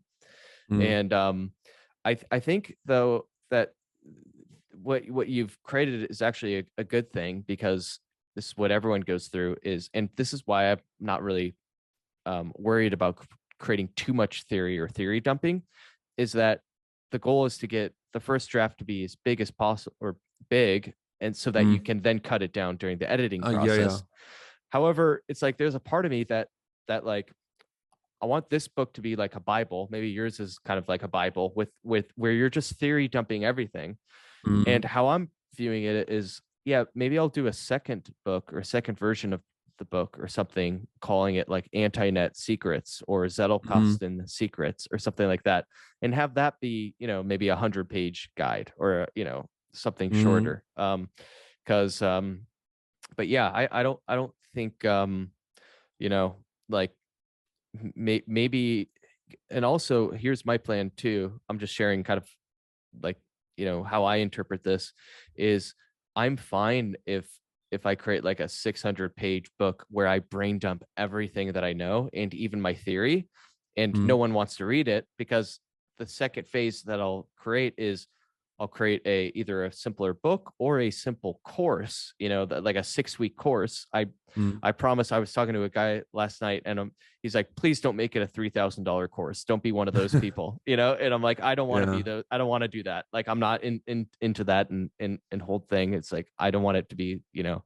a $3,000 course. But I think that maybe the beta readers, some of them just are the type of audience that just want a simple course, you know, to teach them, and that's fine. And you know, maybe they're, but maybe they're just not the right audience for the book, you know, for the book. And it's like, maybe you should ignore that their opinion, you know, as well. So not ignore all. If you have 15 beta readers or 20, and all 20 of them are telling the same thing, then obviously it's probably a good signal. But yeah, that's I don't know. I'm about to enter your world and going to the editing phase, and that's where I think the real pain starts, you know, because you're like, oh yeah. I was just reading my one of my chapters that I got back from my copy editor. It was like 80 pages, and I'm going through it. I'm like, oh shit, like, you know, I'm going through the voice in my head of like being like, holy crap, this is this even good? You know, like I'm reading it, I'm like, oh shit, you know, and then, you know, you have like the ups and downs during this process. Yeah, this might be, I'm tricking myself a little bit, because because of my dog. My dog is like really crazy, and I was like tricked into adopting her. So the foster dad like told me like nothing about her issues, and so she, for the first 2 months, she basically destroyed my flat. And she like it was like, aside from true biting, I had every issue with her that you can count, like every issue, like potty with training, really, all that stuff. I did every, when I talk to people and to the other dog people, they ask me, did you try this or did you try that? And I always said, I didn't only try this or that. There was like months at a time where I applied every trick in the box simultaneously, and this was the only way how that I could like train her to be like kind of a dog that can happen. But in the process, of course, I used my Zettelkasten to like guide my process. So I have my even my diary for her in my Zettelkasten, and then connect my subjective perceptions to the more systematic research I did, and so on and so forth. And my trick was, because I have no how would you call it, not no skin in the game, but I have no agenda with the book, no nothing. So this book, I will write exactly how I want to write a book, with all the theory dump and all the meandering and useless and information, or in my opinion, useful information, and so on and so forth. Yeah. To get the urge out, and then to have the Zettelkasten method, the Zettelkasten method book to be like at I think the best book how to that could describe the Zettelkasten method would be Right Useful Books by Fitzpatrick, I think, is sort of, or no, not Fitzgerald, it's Fitzpatrick, and it's a very short book and very precise, and it's about it's about two kinds of books, and that you should write the one kind of book. So the one would be feel good books, so books that inspire you or something like that, and then there are problem solvers. And the Zettelkasten method, this book I'm writing, is a problem solver. So it's a practical book with basically no love, so to say. So it's not a love letter to the Zettelkasten method, but more like a heartless, very very direct instruction on how to use the Zettelkasten. So I think this might be my one of my bigger obstacles, to cut my love for the Zettelkasten, or not my love, but my conviction to the productivity and to the potential that lies within the Zettelkasten method, that I think I need to cut out to make the book more concise. All right. Yeah. So this book you're working on right now is the Zettelkasten method one. This is it's the basics problem solving one. The very skeleton, bare bones one. And that's the one that you're still getting feedback from your beta readers on. There's too much theory, or no. A different one? This is the much improved. So I didn't have as many. I think I had like 70 to 80,000 words. So it was already much smaller. So I'm wondering what will be the 167,000. What are the 160,000 words in your book? So it's. But I think I have a good hypothesis, or I think I have like a good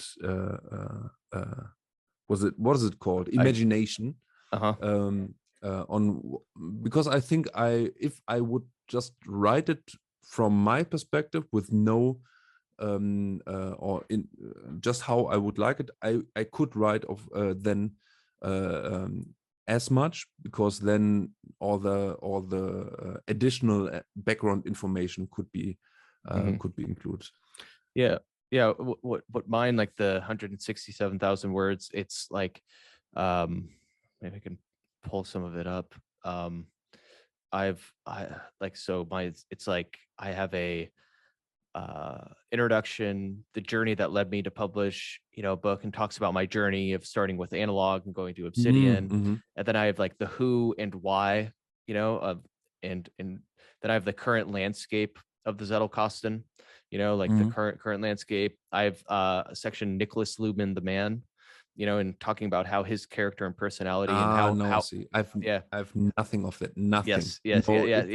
So mine is kind of goes on a lot of that. I have a chapter overview of what is an antinet. That's essentially kind of like the blog post that we put together. And then I have a chapter individually for analog, numeric alpha, tree structure, index, and then I have one on network, and then I have a practical hitchhiker's guide to the antinet, which is a big how-to guide. And then I have a section called knowledge development, and a chapter on knowledge development, which I broke into 4 phases, like selection, selecting sources of information, then extraction, extracting, how to extract material. And then I have creation, how to go about creating notes and knowledge and the different types. And then I have installation, like how to install it in different branches. And then I have a section of the myths of the Zettelkasten. I have the human memory, of how human memory, the science works and how it's interrelated. Then I have the section on mindset, like how you should go about approaching it, and how I've like debunked the beliefs that Sankey Arons has instilled, that everything's supposed to be easy and it makes writing seamless. It's like, no, it's like Luhmann was a absolute workaholic, and it's not that he was a workaholic, it's his vocation was his vacation. he read, Mm. he would go to, come home every night, when he was like 25, working at the I think it was called like the Lunenburg Higher Administrative Court, like he would Yeah, yeah. come as soon as the Yeah. clock struck 5, he would be at home reading philosophy and Habermas and not Habermas, Husserl, I believe, and Husserl? Yeah. yeah, Husserl, yeah, he was big into that, and and then I have like a section on communication with your second mind, and then I get Mm. into like a lot of the like literally my chapter on analog is like 20,000 words, talking about writing by hand, because I've also grabbed, and like how it's built itself is like a lot of these sections were beefed out and built out from reading the book called Forgetting Machines and Knowledge Management, and relating to Mm. how stuff like that. So yeah, that's kind of how it is. I see. That's Yeah, the I think content. you are. It's funny because to me it sounds like the thing Luhmann did. So it's very Luhmannesque. So it's he called his theory of society super theory, or a super theory, because it entails everything, even itself. Mm-hmm. So what you are to me it looks like that you are writing the book basically, or you are writing a book about everything through the lens of the Zettelkasten. Mm-hmm. So this was, for example, my what some beta readers said to me was that there was too much on arbitrary things about reading and too much things about research. And one even got to the point and said, to him, the Zettelkasten method does not entail anything about reading or research. Yeah, see, And I'm the opposite, like yeah, I think it is, I mean, I'm open-minded, to it being for other things, in like maybe life hackers and quantitative life people that just want to like record everything and all their information, and like I think a lot of people almost view it as like an alternative or another version of Airtable, where it's just like mm, you record a bunch of data. And I am of the opinion that it is primarily a tool for, I think, creators, and mm, for the most part, the creators really encompasses people like Luhmann, who were writers and readers, and the goal was for them to be able to, it's like basically you use your bib card, right, to read and extract knowledge or information at that point from your readings, and then convert that into material, main notes, that you mm, then use for your writing. And like I think that that's really the primary point of what a Luhmannian mm, Zettelkasten is. And that's its primary proof, is that Luhmann proved that it is useful for that, and I think mm. a lot of yeah, so that's yeah. Sorry, Yeah, no, continue I think going. my no, I think my beta reader has a point, because when you think about the Zettelkasten like classically, Mm-hmm. it's the thing. So reading and research is kind of in the periphery, and of course it belongs into your personal workflow. Mm-hmm. And I think his critique was in part motivated by his disagreement with my recommendations on reading, and how to use highlights and something like and stuff like that. And he because he disagreed to that, he had difficulties, or I say in part he had a point, but in part it was motivated by his not willing to change his reading habits and Mm-hmm. his way of highlighting. And Mm-hmm. so it was like I think his not goal, but direction of thought was creating like modelizing. the whole thing and see, okay, the Zettelkasten is basically just the bunch of notes that are organized in a way that's super cool. And how you do it is the Zettelkasten method.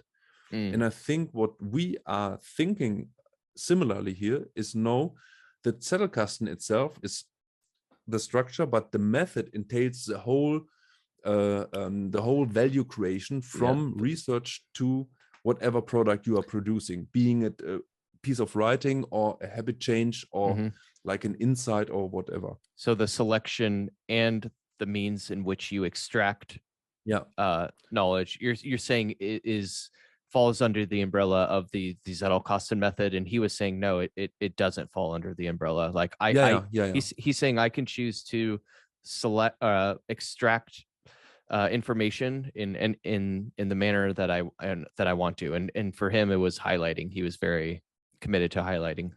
I think it was one main point. And I see the point. I see the point when you are thinking about the Zettelkasten, you are thinking more about the collection of notes and the architecture of notes. The storage. You see it at the problem with that is that, like, you know, that's not how Luhmann saw it. You know, like Luhmann had, I think, 5,000 books in his own personal library connection. You know, he read 15,000 titles. You know, in his second Zettelkasten there was 15,000 titles, and he never ever highlighted. You know, like he never, even in his personal collection, he always wrote on the bib card, you know, the bibliography card.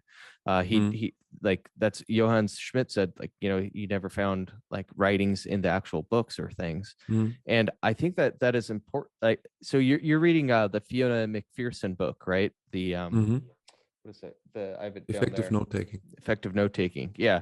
And she talks about that. She talks about how I think, you know, she goes through it, but she says highlighting isn't necessarily the best thing. You know, the one benefit of highlighting is that it at least keeps you engaged, you know, like it directs your attention. It directs your attention. Yeah. And then there's, you know, other things that say like, like other research has shown that like highlighting, it can even distract your attention and make you and kind of like it. Once again, it's kind of like once again, yet another vehicle for avoiding the punch in the face, you know? So yeah, I would in my book I talk about that. I'm like, I take the stance that you do not highlight at all by any means, you know. I do, because I see the extraction method as you can either go from book to main card, you know, or you can do book to bib card, you know, and then main card, or you can do like book to margin notes, you know, people. And I don't recommend even book to margin. Like I've tried a lot of different workflows with book to margin and using marginalia, they call it. And then there's like, you know, book to highlighting, and that's like I think the laziest of them all. And you know, it's funny, it's because you'll find like guys you know, if you've read that digital Zettelkasten book, he's like he advises using highlights and Kindle highlights, and then he's like, oh, then after you highlight your Kindle highlights, then export them into a document and then highlight your highlights. And I'm like, God, like this is, you know, for me coming from like the Luhmannian school, I'm like, this is sacrilegious. Like you have a Zettelkasten book talking about highlighting, like that is absurd, you know? So anyways, I would, my stance is that you are correct in saying that, you know, I mean, I think reading does fall under the Zettelkasten workflow, because, you know, that's the reason I don't use Zettelkasten, and I like my, you know, coin of the term anti-net, because Zettelkasten really just means a note box, but it's not just a note box, it's a special type of note box, and it's also, you know, as it's so my reasoning is pretty similar. So this is also, sometimes I fail at this, but I try to always distinguish between the Zettelkasten and the Zettelkasten method, and I made it a point to always say Zettelkasten method because I've seen the you do way that. of doing things. And to me, it's quite logically, because when you read, it's different if you have a Zettelkasten or not. If you have a Zettelkasten, you read different. For example, is that you don't need to understand during the first reading process, like I do the process or the processing of the book or the text. You don't need to understand everything as good as you need to have without the Zettelkasten, because you know that you are processing what you are reading later on at least a second time. So I'm willing to sacrifice a little bit of understanding and comprehension in the first reading process, because I know that I'm going diligently in the second process through all the passages and sections that are highlighted, or I don't highlight like this, but I just make a dot when something is interesting. Yeah, interesting. So I was going to ask you, you mentioned it earlier, you do the dot method, a dot margin method. Yep, I talk about that in my book. I've adopted the same type of or I used to. I don't really do it anymore because I use the bib card, Yeah. But yeah. Do you use the bib card, just the bib card, or do you use the bib card in conjunction with the book when you write the actual note for your Zettelkasten? I that's a good question. It depends. I think I do both. I always have the book available, and I also have the bib card, but I try not to use the book because the book slows me down, of having to go back and reread it. I try to capture the entire essence of the idea on the bib card. However, if it requires me to excerpt and write like a little bit of like, here's what the author says, like one sentence, then I will still have the book on hand. Yeah. What I in addition do is I give myself in the margins, I don't try to summarize or to like refer what the content of the interesting section is, but I rather give my future self tasks. So for example, it might be that I write, compare it to Nietzsche, or read it through the lens of Buddhist X and Y. Oh, interesting. And then when I process it, then I have like one task that I can fulfill. So my personal not only my personal reading process, of course, I think everyone should read like I do my reading, but my reading process is really like reading is for like having a feel for the whole thing that you are reading. And the second part or the second row of reading would be, okay, now you have the basic skeleton, and then you first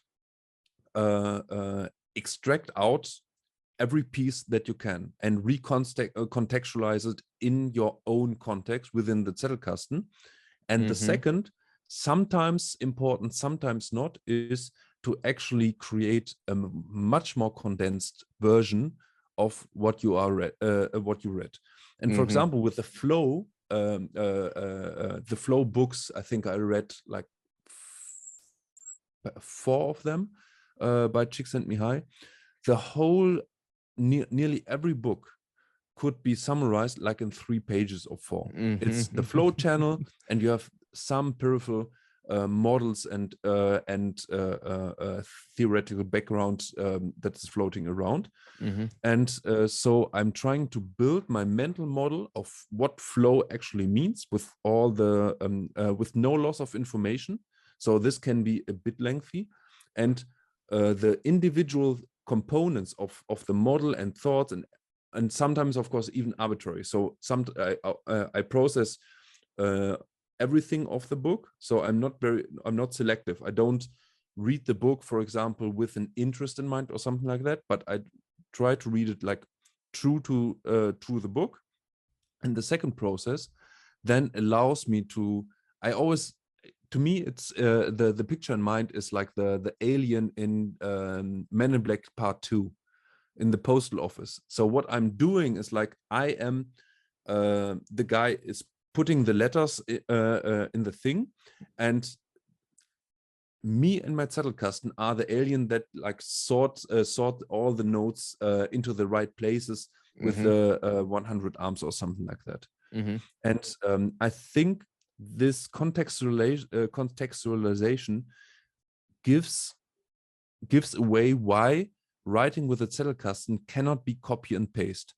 Because when you have given each note a context, so a place with links and link context and whatnot, when you write a book, you take the note out, you take part of the context out, but the original context and the original note, or the other way around, gets now a new context, and the new context is the book.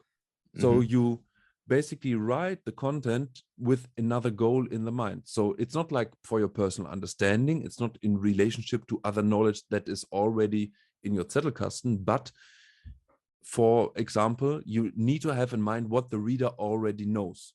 So if you write about something, you need to have in mind, does he know, does the reader knows all the concepts, or what did you prime him correctly or something like that? You're talking about when you're actually writing the book. Yes, exactly. Because you're not going to you're when you're writing the book, you're thinking about the actual reader sequentially going through the book. So you're gonna provide the necessary context to understand the context of this idea that grew like contextually in your Zettelkasten, which in itself was inspired by its own context in which it was placed within the actual book. Unless you're Luhmann, then you just you don't care. Write in circuits. Well, that's one of the things that I've experienced. I'm like, oh, thank God that like I'm using, like Ulysses and the digital word processor, digital text editor, because I think Luhmann, like, part of the reason was because he only had a typewriter, so it was a lot harder for him. Like when I'm like writing chapters right now, I'm like just like spewing it out and getting it out there, and I'm like, okay, I can then rearrange it, on in the text editor. And he is, on record of saying like he didn't really edit that heavily. So that's why he was like able to create so many books, is because he didn't really bother with the structure or editing heavily. Though Johann Schmidt did find in his manuscripts, he would do like his manuscripts, they would kind of have that numeric alpha scheme that he had. So you would find like page 1, page 2, page 2A, page 2B, page 3. So he would still edit sort of, but not to the level that we can do today, like moving around blocks of digital codes, and he couldn't move around paragraphs as easily and re-edit it. So that's one of the things I'm grateful for. Otherwise, I think this book would be a entangled spaghetti web, kind of like more like Luhmann's books, but I'm able to untangle it a little bit easier. Oh, this reminds me. I had this what's it called? Not Mitschüler. Another student in my class when I was in the 10th grade. She did it in her in our exams. So when we had our exams, I remember like vividly. So Amrei Horstbrink, if you listen to it, you are greeted. She did basically write paragraphs on many sheets of papers and then numbered it in the according in the order, and then just gave a bunch of papers to the teacher when the time was over for the exam. It was like back then, even back then, I thought this is really, really intelligent. Yeah. But I wasn't invested in school, so I didn't copy it, sadly. Yeah.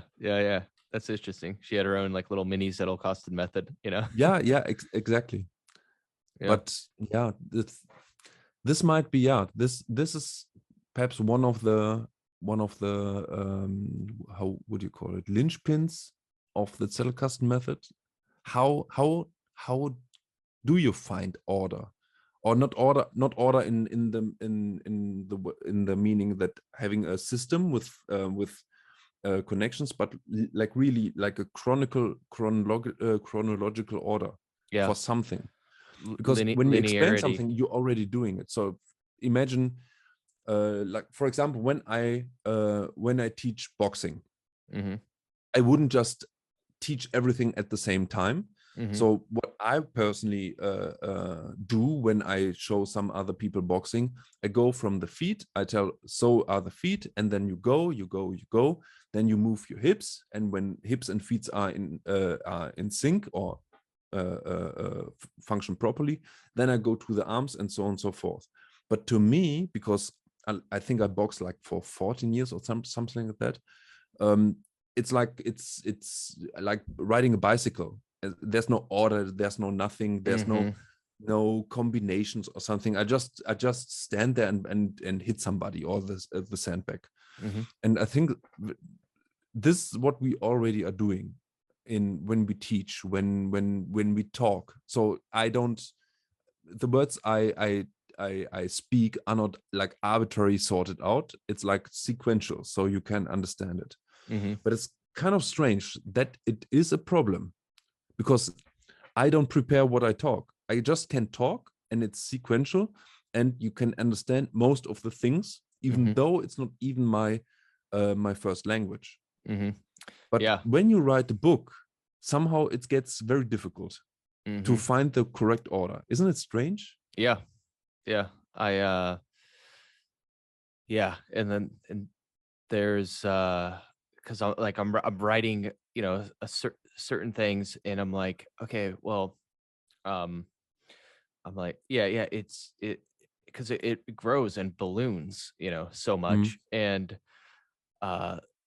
especially when you write about something and you have like a chapter dedicated to that later on, and you're like, okay, well, I don't want to go down the rabbit hole explaining this. I'm just gonna like touch upon it and then just say, more will be written about this later in my book or something like that, and like, or there's earlier sections, and it's hard to simplify the complex is what we're getting at.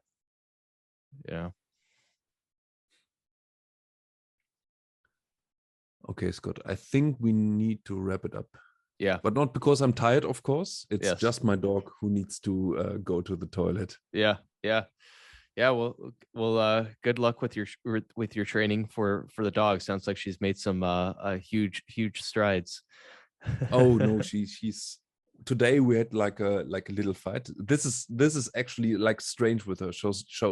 She doesn't bite, but every step in before she redirects. So today we met a German Shepherd, and the German Shepherd like pretends attacked us. He was just a little bit reactive, and then she my little witch like tried to pretend attack back.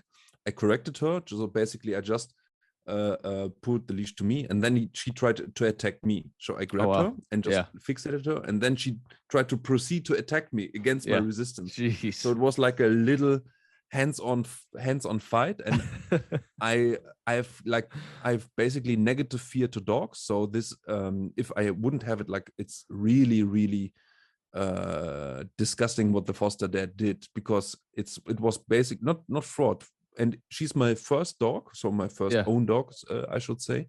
So, and most other first dog owners would have get bitten or messed her up, so she would actually bite, because with me, she never learned that biting or aggression could lead to any success.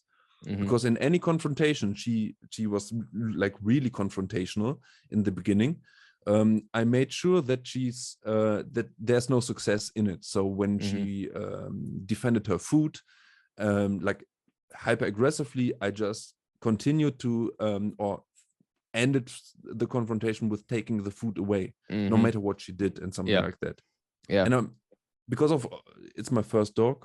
Okay, you see, I'm in reality I'm tired. I'm jumping on every association in my brain now. Yeah, what we should do is just for any of the watchers and viewers who have gotten this far, send Sascha some love for his for taking care of his dog and being so so awesome as a dog owner. But yeah, man, Sascha, I'm super appreciative that you reached out and that we did this. We've like you said, we've been going on for a long time, and I hope people, like you said, people, you think this long form content is the future. We've created our own little Joe Rogan version of Yeah.